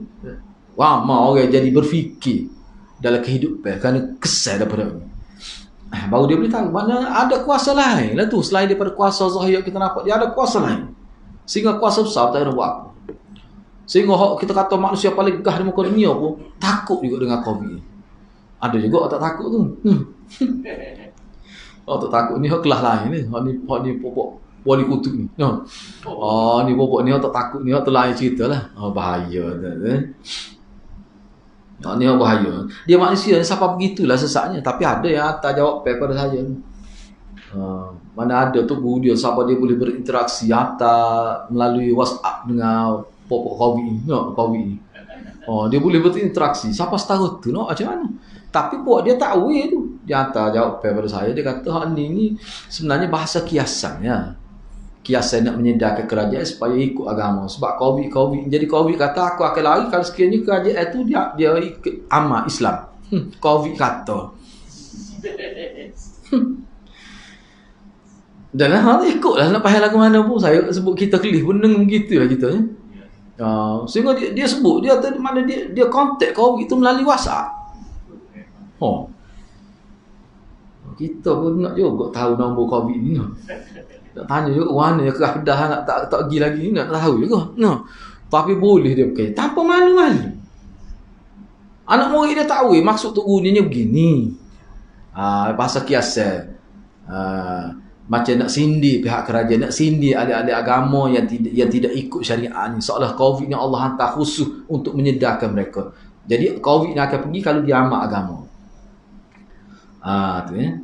Zaman Nabi pun ada juga berlaku kis-kis gini. Tak ada pun Nabi sebut gitu. Nabi kata ana dah bodoh dengan komentar tak ada pun dalam hadis sebut gitu. Sahabat Nabi ada mati kena ta'un. Ada juga pandemik zaman Nabi. Sebab tu Nabi kata jangan keluar daripada kawasan tu. Orang yang kena kuarantin lah kita kata. Tak ada pun special seperti ni. Ni luar biasa ni. Jadi kadang-kadang benda perkara pelik-pelik gitu Tok Guru berani buat sebab dia tahu dah anak murid akan terima. Sebab anak murid dia biuh lama dah kepala otak dia. Tu ya sebenarnya. Kita ni kena tengok gini hati-hati. Dalam agama ni sebab dia benda-benda syirik ni, benda-benda otak yang fitrah, benda-benda khurafat, benda punya orang otak bersih dia tak boleh terima. Gak sama mana orang tidak Islam ni, makna dia berpijak pada bumi nyata. Jenis rasional pemikiran dia. Enggak kalau dia dengar jenis ulama kecek seperti tadi. Dia ni saintis, dia pun tak nak fikir Covid ni. Siapa hari tak jumpa dia punya kita vaksin dia tu tak jumpa. Tiba-tiba mudah-mudah kontak Covid gitu. Jadi pokok dia kalau nak masuk Islam adik minggu depan tengok lagu mana. Wasak jadi papar agama tu nampak teruk. Bahaya tu. Dia akan katalah kepada kita, payahlah Ustaz Din nak faham dia kata. Sebab Ustaz Din bukan bidang Ustaz Din dia kata. Berat juga dewi kita pun. Ni kita nak cakap bukan dalam bidang kita. Ni bidang kerohanian. Ya, kita kata Nabi yang mengajar kita kerohanian pun tidak gitu. Nabi kita boleh faham kerohanian, boleh kacak Nabi asalnya. Nak jaga rohani, dah hubungan kita dengan Allah. Kita ni hidup jangan pentingkan zahir saja. Hak zahir ni kita kena jaga, tapi satu kaul kena jaga juga. Hak kita faham hak rohani kita. Unsur tubuh kita. Kita faham tu kerana Nabi sebut ya. Nabi pun tidak begitu mau. Sebab tu ajaran Islam ni kalau kita tengok dalam kitab-kitab utama, rujuk ke utama tak ada kalau pelik-pelik ini. Baik. Yang ketiganya wajib bersandar hanya kepada Allah dan menyerahkan segala perkara hanya kepada Allah. Tapi hal ini tidak bertentangan dengan menjalankan sebab-sebab ini boleh. Jadi walaupun kita bergantung kepada Allah, tapi kita tidak tolak sunnatullah itu. Sebab-sebab misalnya kita nak berjaya. Kita kata kalau kita tidak bersungguh ke Tuhan nak kita berjaya juga. Dia buat mari ilmu laduni. No. Tidak pening kita tu. Tak perlu pun. Ni ajaran salah di Kelantan. Dia pergi rumah saya pagi buta, kita tak makan nasi ke dia pergi. Dia sebab malam tu dia mimpi. Dia kata dia mimpi bahawa saya ikut ajaran dia. Dia pergi dulu. Dia kata kalau ustaz dia ikut ajaran dia nak pergi jadi amir. Kita bertanya berapa gaji nak pergi. Dia kata gaji tu tak bincang lagi. Dia kata kalau tidak saya sebut berapa ribu. Banyak juga lah kita sebut. Baru kita nak jadi. Nak jadi amir. Dia latih jadi amir lah. Dia latih kata berapa nak pergi gaji. Dia ni. Allah dia tunjuk. Dia buat mari siap dengan sanak. Ada Musa Kazim, ada dalam sanak dia tu Syekh Ar-Ridha, ada belakang ulama-ulama Syiah dia tu 29 rapat pada senari. Dia tunjuk. Dia kata entah tahu ke tidak siapa ni perawi-perawi ni nak rujuk mana dalam kitab. Entah tahu ke tidak. Buat gini anak boleh buat kata bona letak nama gini. Jadi teruk tu. Lagu mana teruk? Dia sebut kan. Dia kata gini. Dia kata ilmu yang dia buat ni, dia kata kalau orang ngaji hadis 40 tahun, kalau masuk ajaran dia ni 40 hari cukup. Dia boleh menguasai ilmu hadis seperti orang ngaji 40 tahun. Kita lagi tak payah sakit kepala kita nak payah. Dia buat mari contoh pergi berlaku di Rusia. Bukan di Wakasyaih, kita kita tanya. Di Rusia. Tok guru dia di Rusia tu hebatlah ilmu ni. Tiba-tiba ada ahli hadis di sana cabar dia. Orang Kelantan kita ni ada lagi. Saya tengok dalam video ngati tu ada dia duduk tepi. Sampai seorang guru dia tu anak orang Ustaz Bak kita. Ustaz Badrisha. Kata sakit tayar pun. Ni macam mana? Dah kena penyakit tu. Dia kata ada ahli hadis cabar tu guru dia dalam tarikat berdebat. Jadi bila ahli hadis pergi nak berdebat dalam majlis, bila bertemu bersemuka gitu, bila ahli hadis ni tengok muka guru dia, hilang habis segala ilmu dalam dada. Saya kata ni bala ni muka tok guru ni. Sepatutnya orang tengok muka kita jadi hak tak ingat jadi ingat. Ni hak ingat jadi tak ingat. Habis pula tu. Dia kata nak ayatnya bila bersangka buruk pada guru dia. Kita nak kata lagu mana orang lagi? Nak baca hadis. Nak baca Al-Quran tak akal. Ni bila kena penyakit ni. Benar tak logik. Istidlal dia semua guru. Istidlal semua guru dia. Tak ada bunyi dah ada Nabi. Sepatutnya kita orang Islam ni kalau jenis orang kecek sikit-sikit guru, kena berhati-hati dah tu. Sebab dia cara itu pembawa kita bukan cara. Dia dibawa oleh ulama-ulama kita. Sepatutnya. Jadi sebenarnya bagi saya bukanlah untuk kita tolak ajaran salah, tidak perlu kita ni kena alim ketok kita kata. Kena alim luar biasa betul. Orang kampung boleh. Tapi kita kena beri ajaran yang betul pada orang kampung. Kita kena beri kaedah yang betul pada orang kampung. Biar agak bunyi orang kampung, ni pelik ni kalau kita ngaji tidak, tak apa dah, selamat dah kalau lagu tu. Ustaz kata begini, minum kopi ni dapat doa malaikat, boleh selawat malaikat ni, ustaz ambil dalil mana? Yang kelebihan kopi ni kali ustaz ni ada share kat kopi dia boleh bunuh hadis Nabi. Sebab tu buat ni dia awal lagi tak perlu tanya dalil. Orang awal tak perlu tanya dalil, tidak disuruh pun. Dia tak takut orang tanya dalil tu lah. Tak boleh tanya dalil. Orang awal ni, orang dalil ni tok peti dah, dia kata. Tengok tu. Tapi yang panggil macam masjid orang tu. Sebab tu malam aku pagi tadi pun saya beri peringatan dia. Nak pilih HJK ni kena pilih hak cerdik. Bukan hak mari masjid sama. Kadang-kadang kita nak mari masjid tak tinggal. Dulu pada tu memang mari hak tu kita tak lantik dia jadi HJK. Walaupun jahil tukir pun. Nah, walaupun tak erti pun. Orang yang jadi HJK ni aku cari orang yang erti. Kau cerdik. Kau tidak jadi seperti ni. Jadi seperti ni. Patut institusi masjid jadi tak nampak kecemerlangan. Apa hak dia urus tu jenis-jenis otak ayah gitu. Tengok ayah dia ni tu tobik ayah. Mampus Kentucky lagu tu.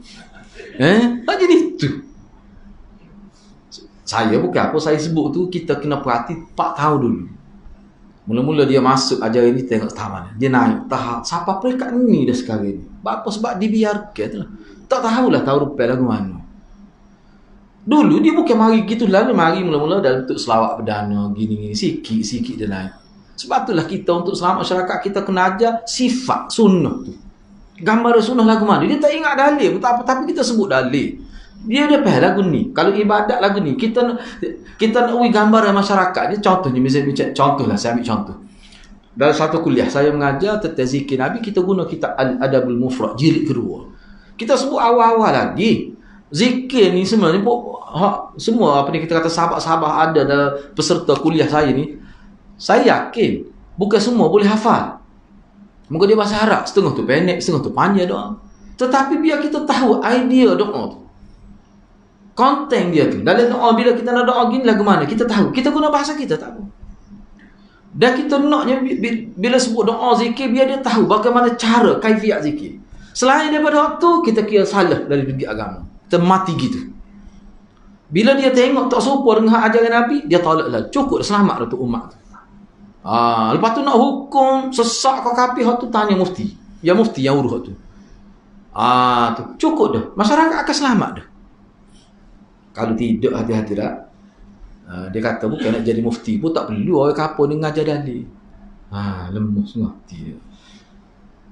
Kalau tepi kita pula lengok dah. Apa jenis lagu tu? Jadi nak membodohkan rakyat. Sebab dalil kan perlu. Agama ni, agama Islam dia penuh dengan dalil. Jadi bila orang kapur dengar, dia lebih kukuh, lebih yakin tu bila kita sebut. Dia ingat tak apa, kita tak ingat dalil. Kena tengok Quran, kena rujuk dalil. Tu kita kena faham. Sebab tu bagi saya, bila saya ingat lagi, ni Tok Guru almarhum Tok Guru Mufti Besar Kelantan. Memang dia tekan sangat ni. Dia kata kita bila sebut agama ni jangan duk sebut ulama, sebut Nabi. Nabi kata gini. Patah ulama kata tu dia tak sebut tak apa. Sebab kita nak bawa manusia ni kepada Nabi. Ni jadi saya ke ulama lebih saya pada Nabi. Kalau kata Nabi tahu ni tak cara tu guru saya kata. Sebab apa tu? Sebab pendekatan pengajian tu salah. Cara bawa tu salah. Jadi menyebabkan anak murid lebih meruk. Lebih meruk pada guru. Pahawan atau meruk tu nak.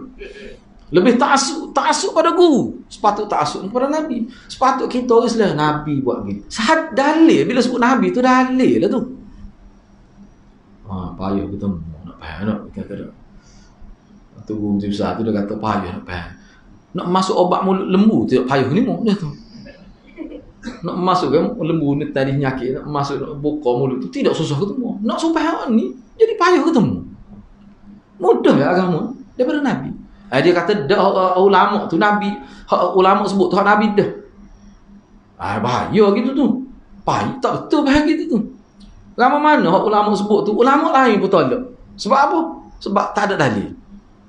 Ulama kita, ulama salah kita dia cerita. Ulama bersama mana pun kalau buat mari kenyataan, kalau tak ada dalil dia tak terima. Kecuali dia tahu ada dalil. Dia kata kita boleh terima ni kerana ada dalil. Walaupun kadang-kadang ulama tu tak sebut dalil. Hafiz Ibn Hajar tolak pandangan Imam Ghazali bab kerak kuku ni. Imam Ghazali kata kerak kuku nak mula ni, lepas tu dia adalah jari tertentu. Patut ni pula. Hafiz Ibn Hajar sama-sama Syafi'i tu. Tak boleh. Sebab apa? Dalam hadis hanya sebut sebelah kanan, bukan jari. Nak kerak kuku, tangan kanan. Dia bukan jari. Tiba-tiba Imam Ghazali sebut jari. Mana dalil? Imam Ghazali tak sebut, tak boleh terima. Lepas tu Imam Ghazali nak sebut tu, itu sunnah dia. Dia pun tak sebut sunnah dia. Maknanya hak tu Imam Ghazali, maknanya hak tu dia sebut mungkin pandangan dia semata-mata. Nak kata sunnah tak boleh. Sebab bila kita nak kata sunnah, dia mesti ada dalil. Dhaif pun tak apa. Dalam kisah tertentu. Tu cara ulama kita terima. Kalau kita baca kitab tu dah boleh jumpa lah ni. Hak ni pandangan ulama. Tapi kalau Imam Syafi'i jelas dia sebut. Kalau dia rakyat pandangan dia mari hadis dulu. Tu kaedah dalam kitab dia sebut. Dia misalnya dia sebut gini. Tapi pandangan saya lebih suka gini. Tapi dia orang mari dulu hadis. Jadi hak dia lebih suka tu maknanya seolah dia ijtihad dia terhadap hadis tu. Tu cara ulama kita. Makna dalil tu. Dia orang mari dalil dulu. Kita nak kecek, nak khilaf pun dalil, tak dalil depan dulu. Tu cara ulama kita dulu. Tiba-tiba mari kata tak perlu dalil. Orang awal tak perlu. Bahkan mari teruk lagi dia kata tak perlu pun mengaji hadis dalil-dalil orang kampung. Mengaji tafsir. Sebab dia bukan nak jadi mufti pun. Siap dengan video nak tahu tu. Tu jenayah dalam ilmu maklumat agama tu. Jenayah tu semua. Tetapi itulah orang agama kita ni pun tak tahu. Saya pun tak faham juga. Orang yang terlibat dalam jaga agama ni jaga berapa tak tahu. Kita pun heran juga. Kadang-kadang gerak kita setara tu dekat ada pengkuliah tu. Tak ambil tindakan lagi. Pagi kat kaunseling. Tu lemah tu. Hak kita herannya bila dia mari tu raka dia ni masjid penuh orang. Hak tu yang kita heran. Kita belum elok. Tapi kalau kita kuliah tak lama orang. Cik hati juga kita tu. Nak buat mana? Jadi pada situlah kita bagi mikir rupanya orang ni suka bagai-bagai jenis lagu ni. Jenis-jenis benda pelik-pelik gitu. Patut ada ponde pun dalam bahasa Melayu kita tu. Mula tak nak sabar lah. Gitu. Nak ayatnya masyarakat gitu masyarakat kita. Masyarakat ni nak hati ada sesak ya. Tak ada tak apa. Ada kena selalu. Setara tu ya. Tamu-tamu bawa sunnah pula penakut. Takut nak tunjuk sunnah. Nak tunjuk sunnah takut. Padahal dia tu. Dia kata perlu hujah kata. Perlu hujah. Kalau kita kalau anak lah saya anak kita tak kira dah kita anggap ni tu. Kita tak kata orang tubuh kita tak, tapi kita tak akan buat apa. Mana suruh ayat lah. Walaupun terpaksa berhenti hijau. Sepatutnya lagu tu. Tu. Takut tak lepas nak jawab depan tu. Ni sebab kita selama ni kalau masing-masing kecek bila nak buat kita tak buat. Berubah masyarakat. Tapi takut nak jaga, takutnya marah kaya. Takutnya marah pot darah. Takut kau orang. Macam mana? Asyik kita gitu. Ngaji Bukhari tu tak kat syarah tu. Maulana. Main lagu tu. Dia Ustaz dia nak jaga tu orang. Mati berapa keturunan dalam set tu. Tapi nak macam mana? Kita jangan banyak cakap, cuma kita buat. Kalau kita bercakap ni jadi timbul isu. Kita tak buat, orang nak kata apa? Bila dia pun tidak kata wajib. Nak paksa benda sunat salah dalam agama. Kalau dia awak anggap sunat tu, patut saya tak buat. Makna sunat tu ke dia makna sunat tu? Kalau awak anggap sunat pun. Awak paksa awak benda sunat ni salah. Kalau kata sunat lah. Jadi banyak tak betul sebab dia tak jelas. Benda ni bila tidak jelas gitulah jadi. Sebab tu habis kitab ni saya akan baca satu kitab lain yang sangat menarik. Itu tak ada terjemahan lagi. Dia bincang tentang akidah ahli sunnah tapi dalam konteks lain. Dari segi pakaian. Bagaimana ahli sunnah dari sudut pakaian. Mula-mula sekali dia sebut dalam kitab tu. Tak ingat nama berapa. Lama dah baca. Nak cari mula kitab. Sangat bagus. Dia kata mula-mula sekali akidah ahli sunnah. Ulama ni dia tidak tahu semua perkara. Dia mati lagi. Dia takut sombak awal-awal lagi. Ulama ahli sunnah ni, kita ahli sunnah meyakini bahawa ulama ahli sunnah dia bukan tahu semua perkara. Tak situ dulu. Sebab tu bila kita dengan ulama kita kena ngaji ramah. Sebab ulama boleh salah, ulama lain akan betul maklumat. Kalau Nabi seorang pun cukup dia tertutup. Sebab apa? Sebab dia ada ismah, ada maksum tu. Ulama kita hebat tak mana tak ada sifat maksum. Sebab tu kita kena ngaji dengan ramah ulama. Cara mengaji ulama ni dengan cara rujuk kitab banyak ulama lain. Itu cara ulama mengaji. Bila ulama ni dia duduk rumah dia pun tak apa. Sebab apa dia baca kitab tu? Satu masalah kadang berpuluh-puluh dia rujuk ulama lain. Maknanya mengaji dengan ulama lain. Kita ni tak boleh rujuk kitab ni kena pergi jumpa guru lah. Nak baca kitab tak erti. Tu kita kena faham tu. Kita kena faham tu. Sebab tu dia fitnah besar. Dia benda ni saya duk bimbang, kita duk tengok sebab kita duk baca sejarah ulama sampai Imam Bukhari pun mati dalam perantauan. Dah dihalau daripada masyarakat dia. Kim nam dak gini. Bahkan saya baca dari sejarah Imam Bukhari. Ki fitnah pada dia ni fitnah kata Quran makhluk ke Quran ni qadim ke makhluk. Patu nak sembahyang aku nak angkat tangan kau dak setiap kali perpindahan rukuk. Nam dak gitu ya sampai Imam Bukhari kena halau. Sebab Imam Bukhari ni dia dedahkan, dia kata berdasar pada hadis-hadis ni. Mana dia cuba nak menegakkan dalil. Jadi penyakit atas dalil ni lama dah sebenarnya. Tu jenis memeh COVID juga tu. Cuma orang kita tak nampak bahaya. Bahaya tu. Hak tu lagi tak nampak dia serai tu.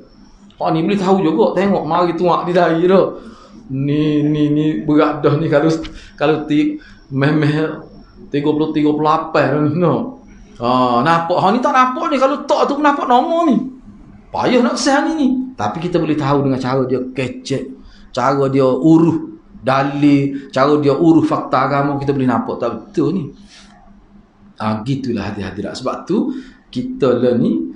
Kalau kita nak boleh. Kita nak menyampaikan sunnah pada masyarakat. Kita buat dalam bentuk praktikal.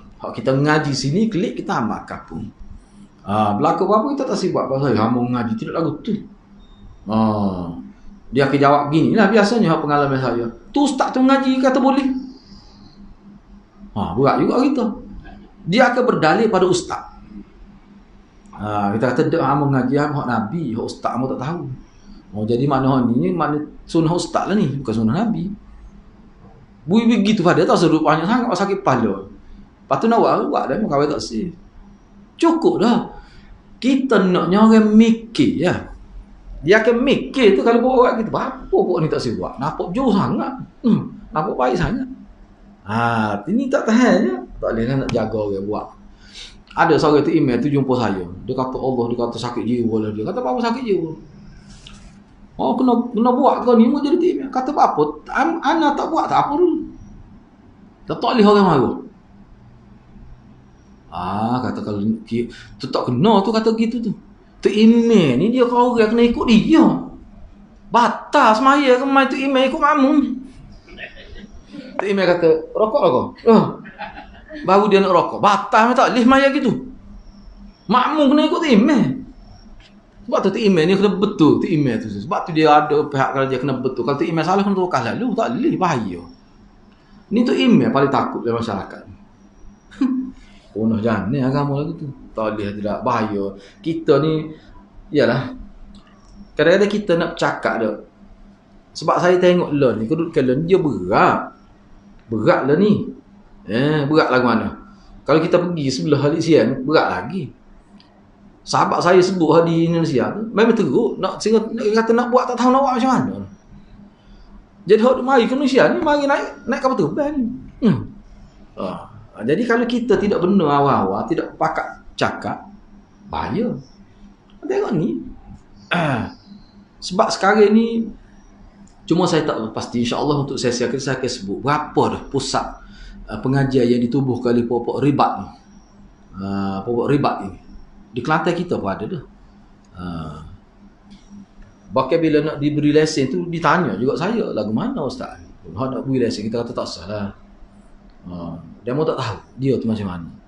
Kalau nak dia beri lesen, telefon. Dia pernah lah ada kontak saya, kata macam mana ustaz? Dia kata, setahu saya, pokok dia ni, saya tidak kata kafir, tidak, cuma dia ni, pembawa ke dia ni sangat jauh daripada ajaran sunnah. Fikirlah. Dia saya minta sebelum kita nak bagi lesen kepada penubuhan dia punya badan NGO dia tu, kena siasat dulu. Kena siasat dulu. Tak boleh mudah-mudah. Sebab cara dia ni lain. Kita tengok dia pakai serban, kita boleh hagat dah. Lain tu main tutup telinga gitu tu. Tak ada dalam sunnah Nabi pakai surat tutup telinga. Kita tengok Syama'iyah Muhammadiyah tu. Imam Tirmizi. Mana ada tu. Tutup telinga. Dia beza tu, dia tutup di kanan, dia buat ni, tutup lagi buat ni.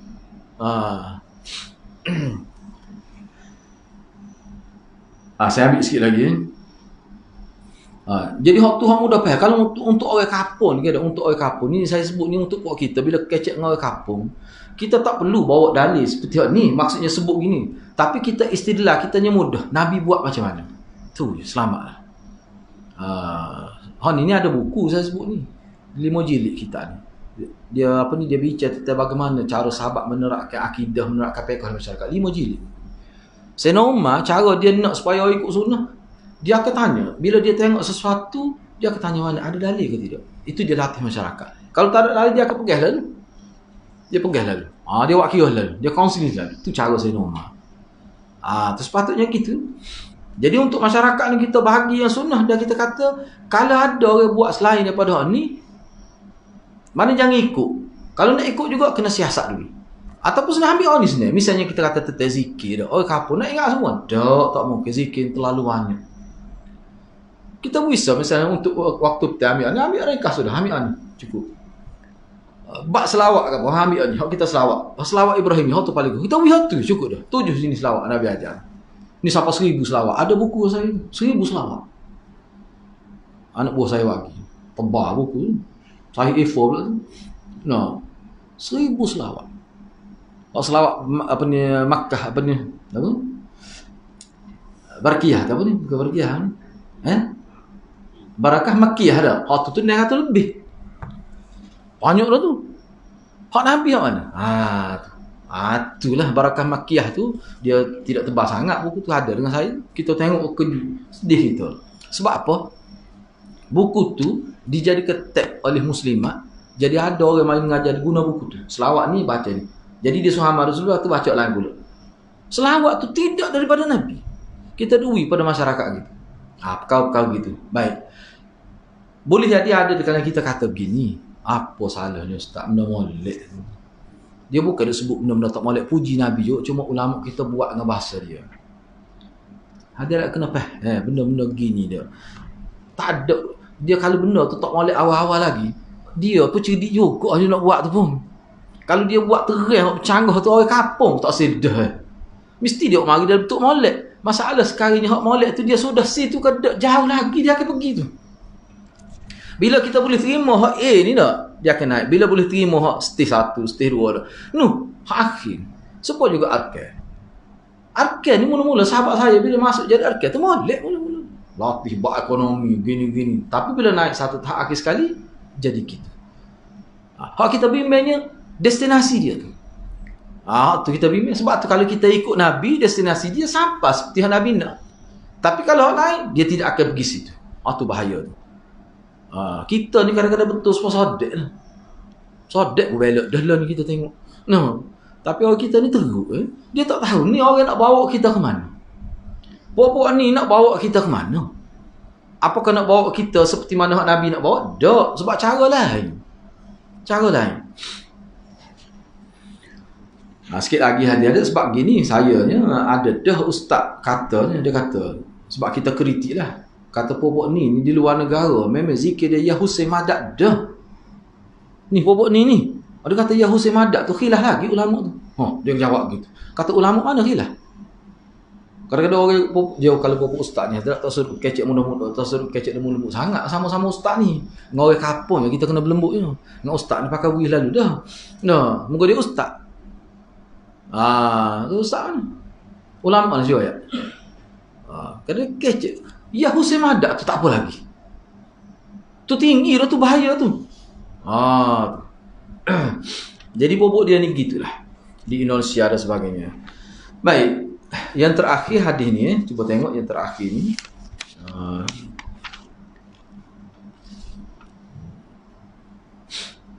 Perhatian dia buat sini. Sebab-sebab yang dibolehkan tersebut ada 2. Ni sebab hak dibolehkan lah.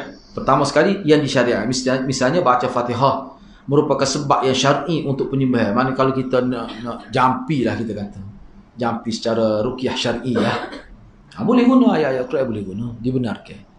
Boleh guna Fatihah seperti mana Nabi, sahabat guna. Lepas tu dia kata pakai Fatihah saja. Nak macam mana lagi? Nak baca lah ni.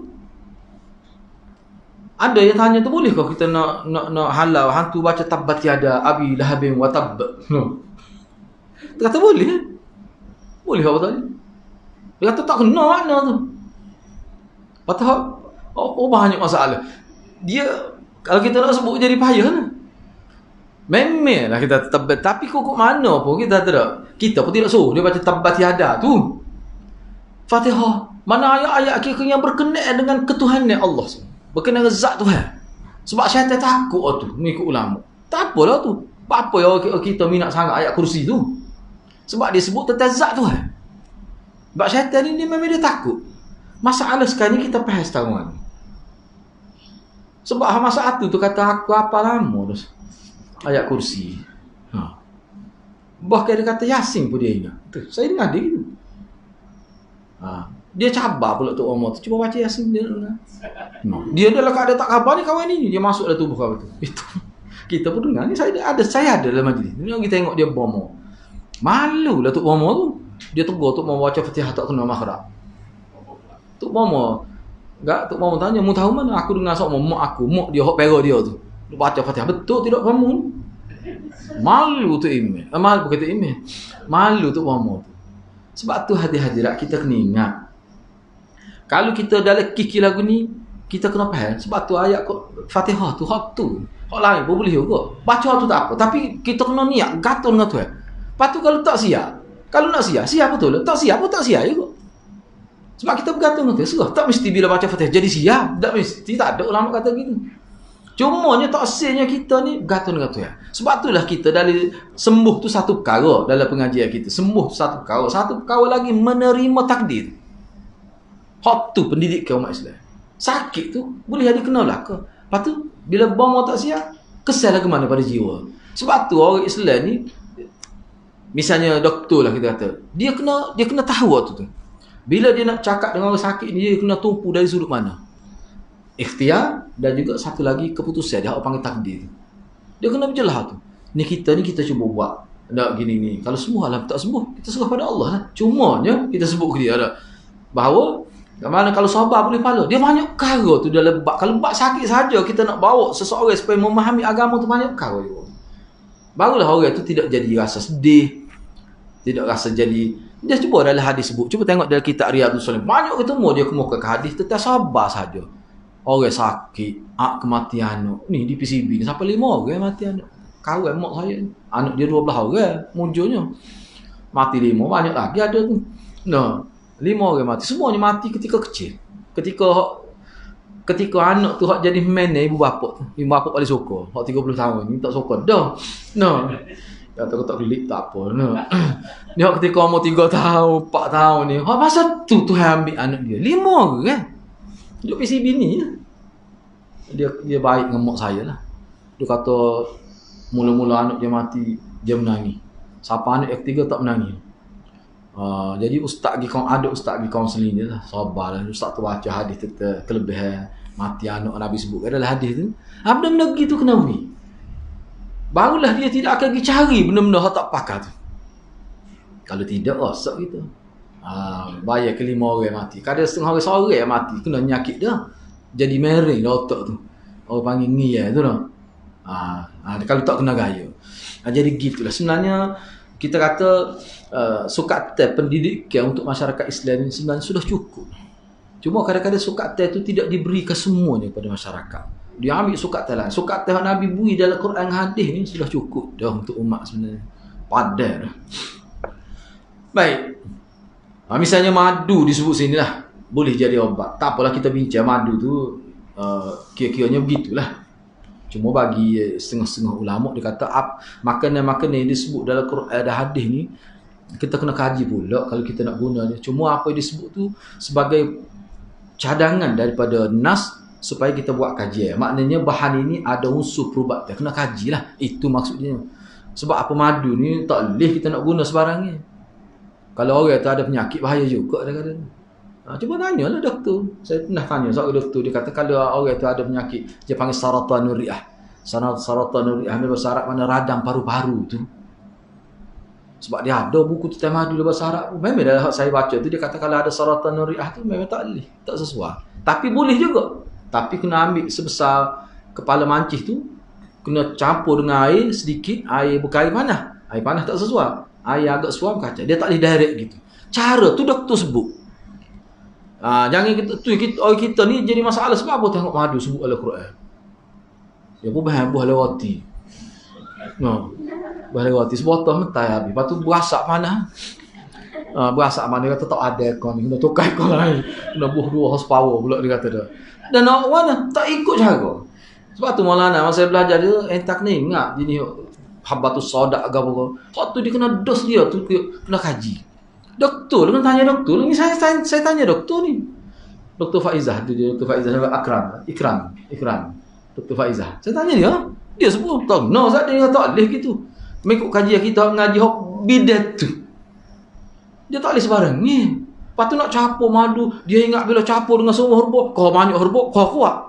Tidak gitu perbuatan ni. Rosok hadirat. Nyetoklah orang makan tu. Dia kata ni ada 10 capur dengan mak. Kau nak kahwin dia kata kahwin ni 20. Dosa tu buat kerja lagu tu orang makan siapa jadi khetok tu.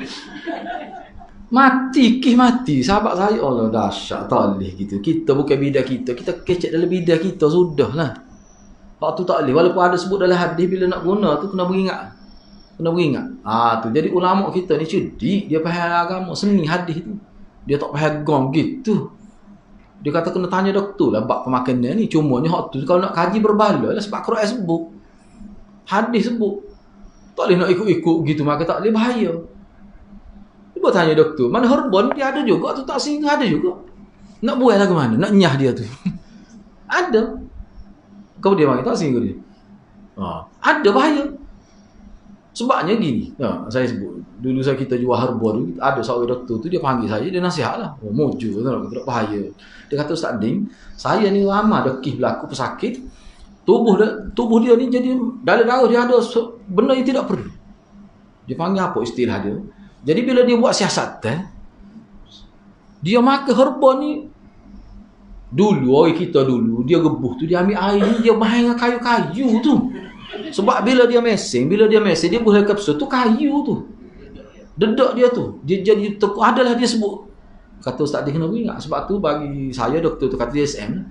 Mana kalau kita nak ambil ni kita buat kapsul tu kita rebuh minum air. Dia lebih halus sifat dia. Extract dia kita kata dah. Asir dia tu, orang Arab asir dia tu. Jadi ni ngomong gitu ya. Lepas tu orang kata 2 dia hebat. Pula dia kata bakal kalau 4 ni cepat lagi. Cepat sungguh. Cepat mati. Jadi tak boleh. Dia hadis tentu sahih. Quran sebut pun kena urus dengan molek. Tak boleh main agama. Kena faham gitulah. Baik, untuk perhatian dia buat tambih tu kita bincang semula insya-Allah. Jadi kesimpulan perbincangan pada hari ini maknanya kita ni kena jadi ejen sunnah lah. Mana kita cuba terapkan sunnah dalam masyarakat dalam konteks amal. Dan kita jangan buat kau bid'ah. Dan kita cuba maksimalkan percakapan. Jangan kita banyak cakap lu kata orang ni bid'ah, orang ni bid'ah. Dia timbul perbalahan. Bila timbul perbalahan, rosak hubungan, maka tersekat dah kita. Nak sebar apa tak ada. Bapa kita tak jaga hubungan sama kita. Tengok dia kita tu buat bid'ah tu padahal dia dia buat bid'ahnya. Hak lain kebaikan dia kita tinggalkan tu. Tak kena juga begitu. Jadi hubungan kena jaga. Sebab hubungan lah dia punca kebaikan. Jadi saya segitulah. Saya setakat tu lalu insya-Allah untuk sesi akan datang kita akan sambung bahagian perhatian itu. Okey, saya setakat tu dulu. Wallahu a'lam. Alhamdulillah kita buka soalan. Tapi anak dulu nak tanya. Sebab Ustaz disebut tadi, Ustaz disebut pasal kita ni kena jadi ejen sunnah. Anak sebenarnya terima wasa dekat 2 bulan dah terima wasa. Lebih kurang gini lah bunyi wasa dia kata Cikgu Sin boleh tak minta tolong Cikgu Sin ya ke pengkuliah di Aibasi tu. Minta tolong nasihat lah ke hak mari ngaji di Aibasi tu. Janganlah dia cerita lah, dia kata ada kes tu seorang peserta Aibasi tu menyebabkan suasana di sekolah tu jadi tegang. Duk kecek bab Allah berada di Arash apa semua. Jadi berdebatlah di sekolah tu kan. Jadi duduk sebut lah di sekolah tu. Kalau nak pasal kat mari Aibasi lah. Jadi yang sadar kita. Jadi kita penyebabnya jadi tegang suasana di tempat dia. Jadi dia kata cikgu saya boleh minta tolong apa dia bayar buku kuliah tu bagi nasihat lah ke mana. Ini berkait dengan Ustaz disebut tadi lah, jadi ejen sunnah ni. Siapa menyebabkan jadi tegang di sebuah sekolah dan dikaitkan dengan tempat kita, tempat pengajian kita. Allah. Okay, saya respon dia dulu. Lepas tu nak tanya selepas ni. Dia gini, sebab tu saya tekankan sangat bahawa kita ni jangan banyak cakap, jangan banyak debat. Sebab manusia ni, yelah kalau dalam lekih tadi kita tahulah kau tu menjadi khilaf. Khilaf ni maksudnya ada yang tidak faham begitu. Pokok ahli sunnah juga tu. Jadi perkara-perkara itu bagi saya tak perlu kita jadikan satu bahan percakapan sehingga timbul polemik. Tak perlulah. Lebih baik kita pamerkan dia bentuk praktikal kita buat macam mana. Biar orang tengok. Bila orang tengok, dia akan timbul juga persoalan itu. Jadi bila timbul persoalan, kalau dia tanya kita, tu mana dia bersedia nak dengar. Jadi lebih baik gitu. Tak perlu kita percaya. Saya bimbang kok.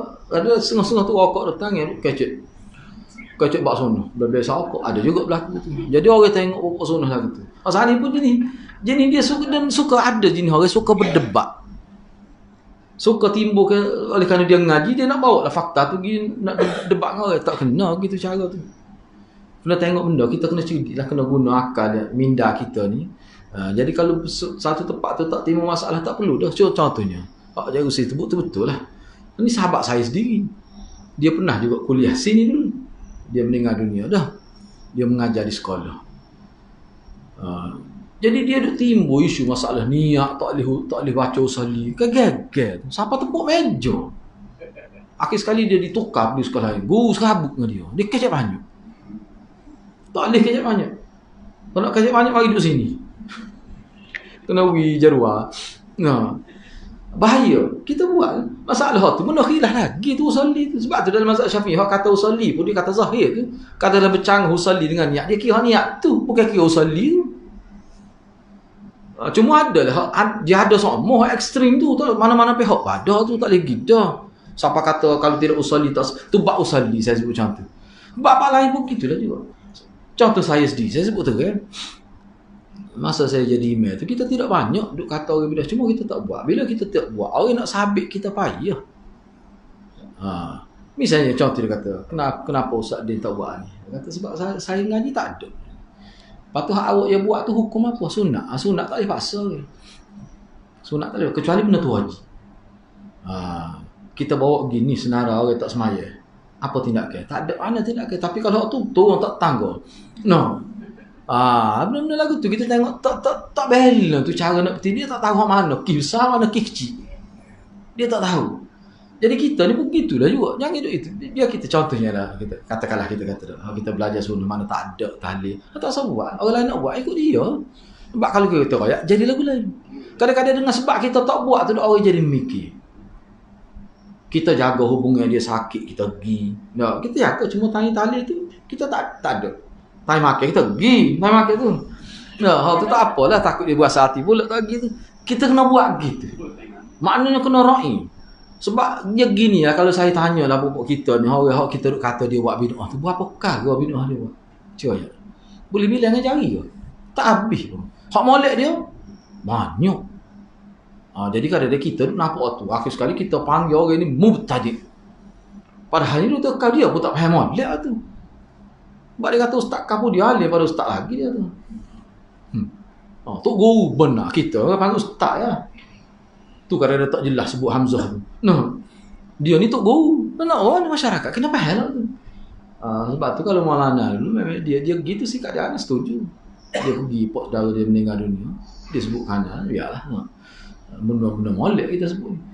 Dia cara mana dia urus, mana dia orang tengok dia tu bagus sebagai anak saya. Tapi waktu tahlil tu dia tak ada. 3 hari tu tak ada. 3 hari atau 2 hari tu. Akhir sekali timur tanda-tanya di kalangan anak beranak ni. Mari jauh semua daripada Kelantan. Tiba-tiba tak ada. Bila pagi tu dia tanya, depan bagus juga. Sebab dia keluarga pondok baru Maulana ayat gini. Dia kata apa tu ayat awal-awal. Maulana kata dak, kalau kita ayat awal-awal nak terima ke tak? Kalau mana dia kata apa duk main lari gitu apa tak ayat awal-awal. Dak kalau ayat awal-awal jadi warna. Kita tahu dah penyakit tu. Itu masalah. Tapi tak apalah. Kok mana pun bila kita tak kata, dia tidak jadi sebesar kita kata. Tapi manusia akan mikir juga. Tu kita nak. Saya memang gitu. Tapi peluh kat lah. Saya sebut biarlah saya nak sebut dah. Saya dulu pun kita pun ra'i juga, tapi kita kata siapa bila. Akhir sekali saya pergi panggil akikah saya pergi. Tahnik tu. Dia bangun nak selawat ke budak. Saya sore tak bangun. Peluh aja. Peluh juga. Enggak kita ni bagi peluh. Peluh basah aja buat erti. Atau ada berlaku. Kes kedua. Ni lepas kuliah subuh malah sebut masjid mana sekitar Kata Baru ni. Kita memang duk mengajar doa ayat lah kini kita sebut secara sunnah ini. Dia pun ajak untuk kita tahniah nak minta Ustaz Din ni buat cara sunnah. Saya kata boleh, tapi maknanya betul-betul kena ikut cara Nabi. Saya sebut tu lah. Tak apa dah. Bila pergi nak buat tu, mungkin dia ada berlaku tuk dia pada. Iyalah ayah dia nak nyepak tu ambil anak dia kat orang. Saya tak bangun, saya pun pergi tuan rumah. Okey. Atau duduk dengan saya. Jadi tuk dia akak anak ni. Tapi tak ada sekeliling ni bila dia tengok saya tak bangun, tuan rumah pok dia pun tak bangun, tuk dia akak. Duduk mula tak ada habis sekeliling. Tak ada habis. Bila duduk tu senyap mata. Kita pun dengar kategori ya. Ni kali kedua, pengalaman kedua. Ni berat lagi duduk. Akhir sekali tu orang kata, "Jemput makan lah." Lega gitu. Jemput makan. Memang pergi kuliah pula dia panggil. Sebab tu saya kata kita gitu lah. Dia panggil, dia kata mujulah Ustaz ni kata. Rupanya dalam ramai-ramai tu dia kata sebenarnya lama dah kita tak siwak bagi lagu ni. Tapi tak berani. Jadi bila Ustaz dia buat gitu, dia kata rasa lega. Puluh ada orang kata hok marah pada. Tak payah lari dah tu. Kita ni kalau tidak ada lebat ni bak lah ni orang marah dah kita. Kita anuh tetap. Kita tu ni banyak dah tak pelik, bukan karya pelik lah. Tak ni marah ni agama. Kita pun tak kata, cuma kita tak siap. Orang tak nak pasal. Kita pun tak sekat dia. Tu pun rumah dia. Anak dia bukan anak kita. Hot tu pun takut lagi kita pelik semua. Terah buat tahu peluh kat lah. Kena pakai baju itu sikit, pakai singlet tu. Memang peluh terah lah buat. Payah rugi tak ada pengalaman ni. Saya kena 2 kali. Lepas tu orang tak panggil pasal dah. Itu kelebihan dia. Tapi orang tak kata. Kita boleh kuliah balik-balik.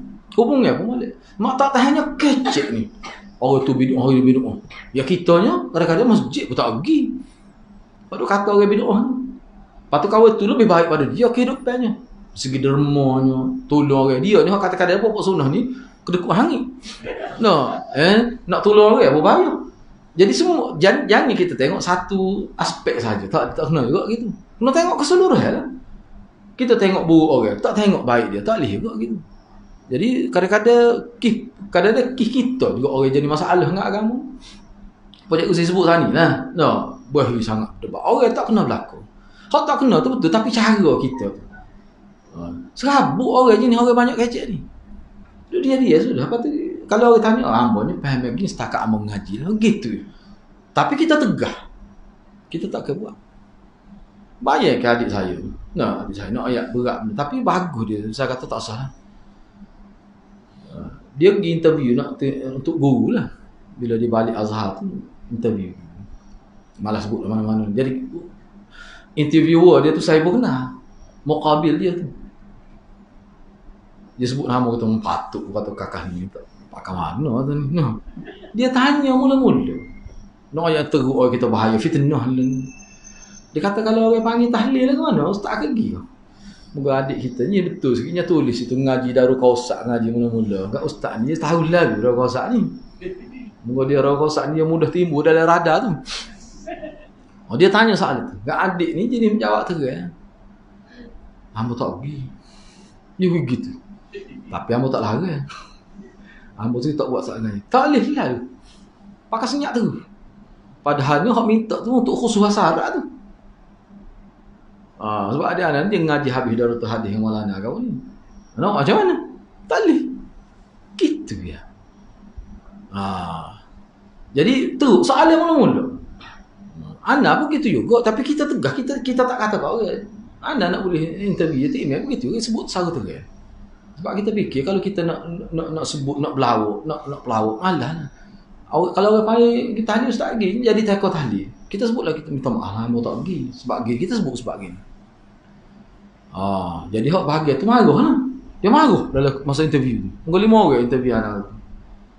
Dia kata kalau kita terima ustaz pegang jawatan pun kita akan bayar gaji harian.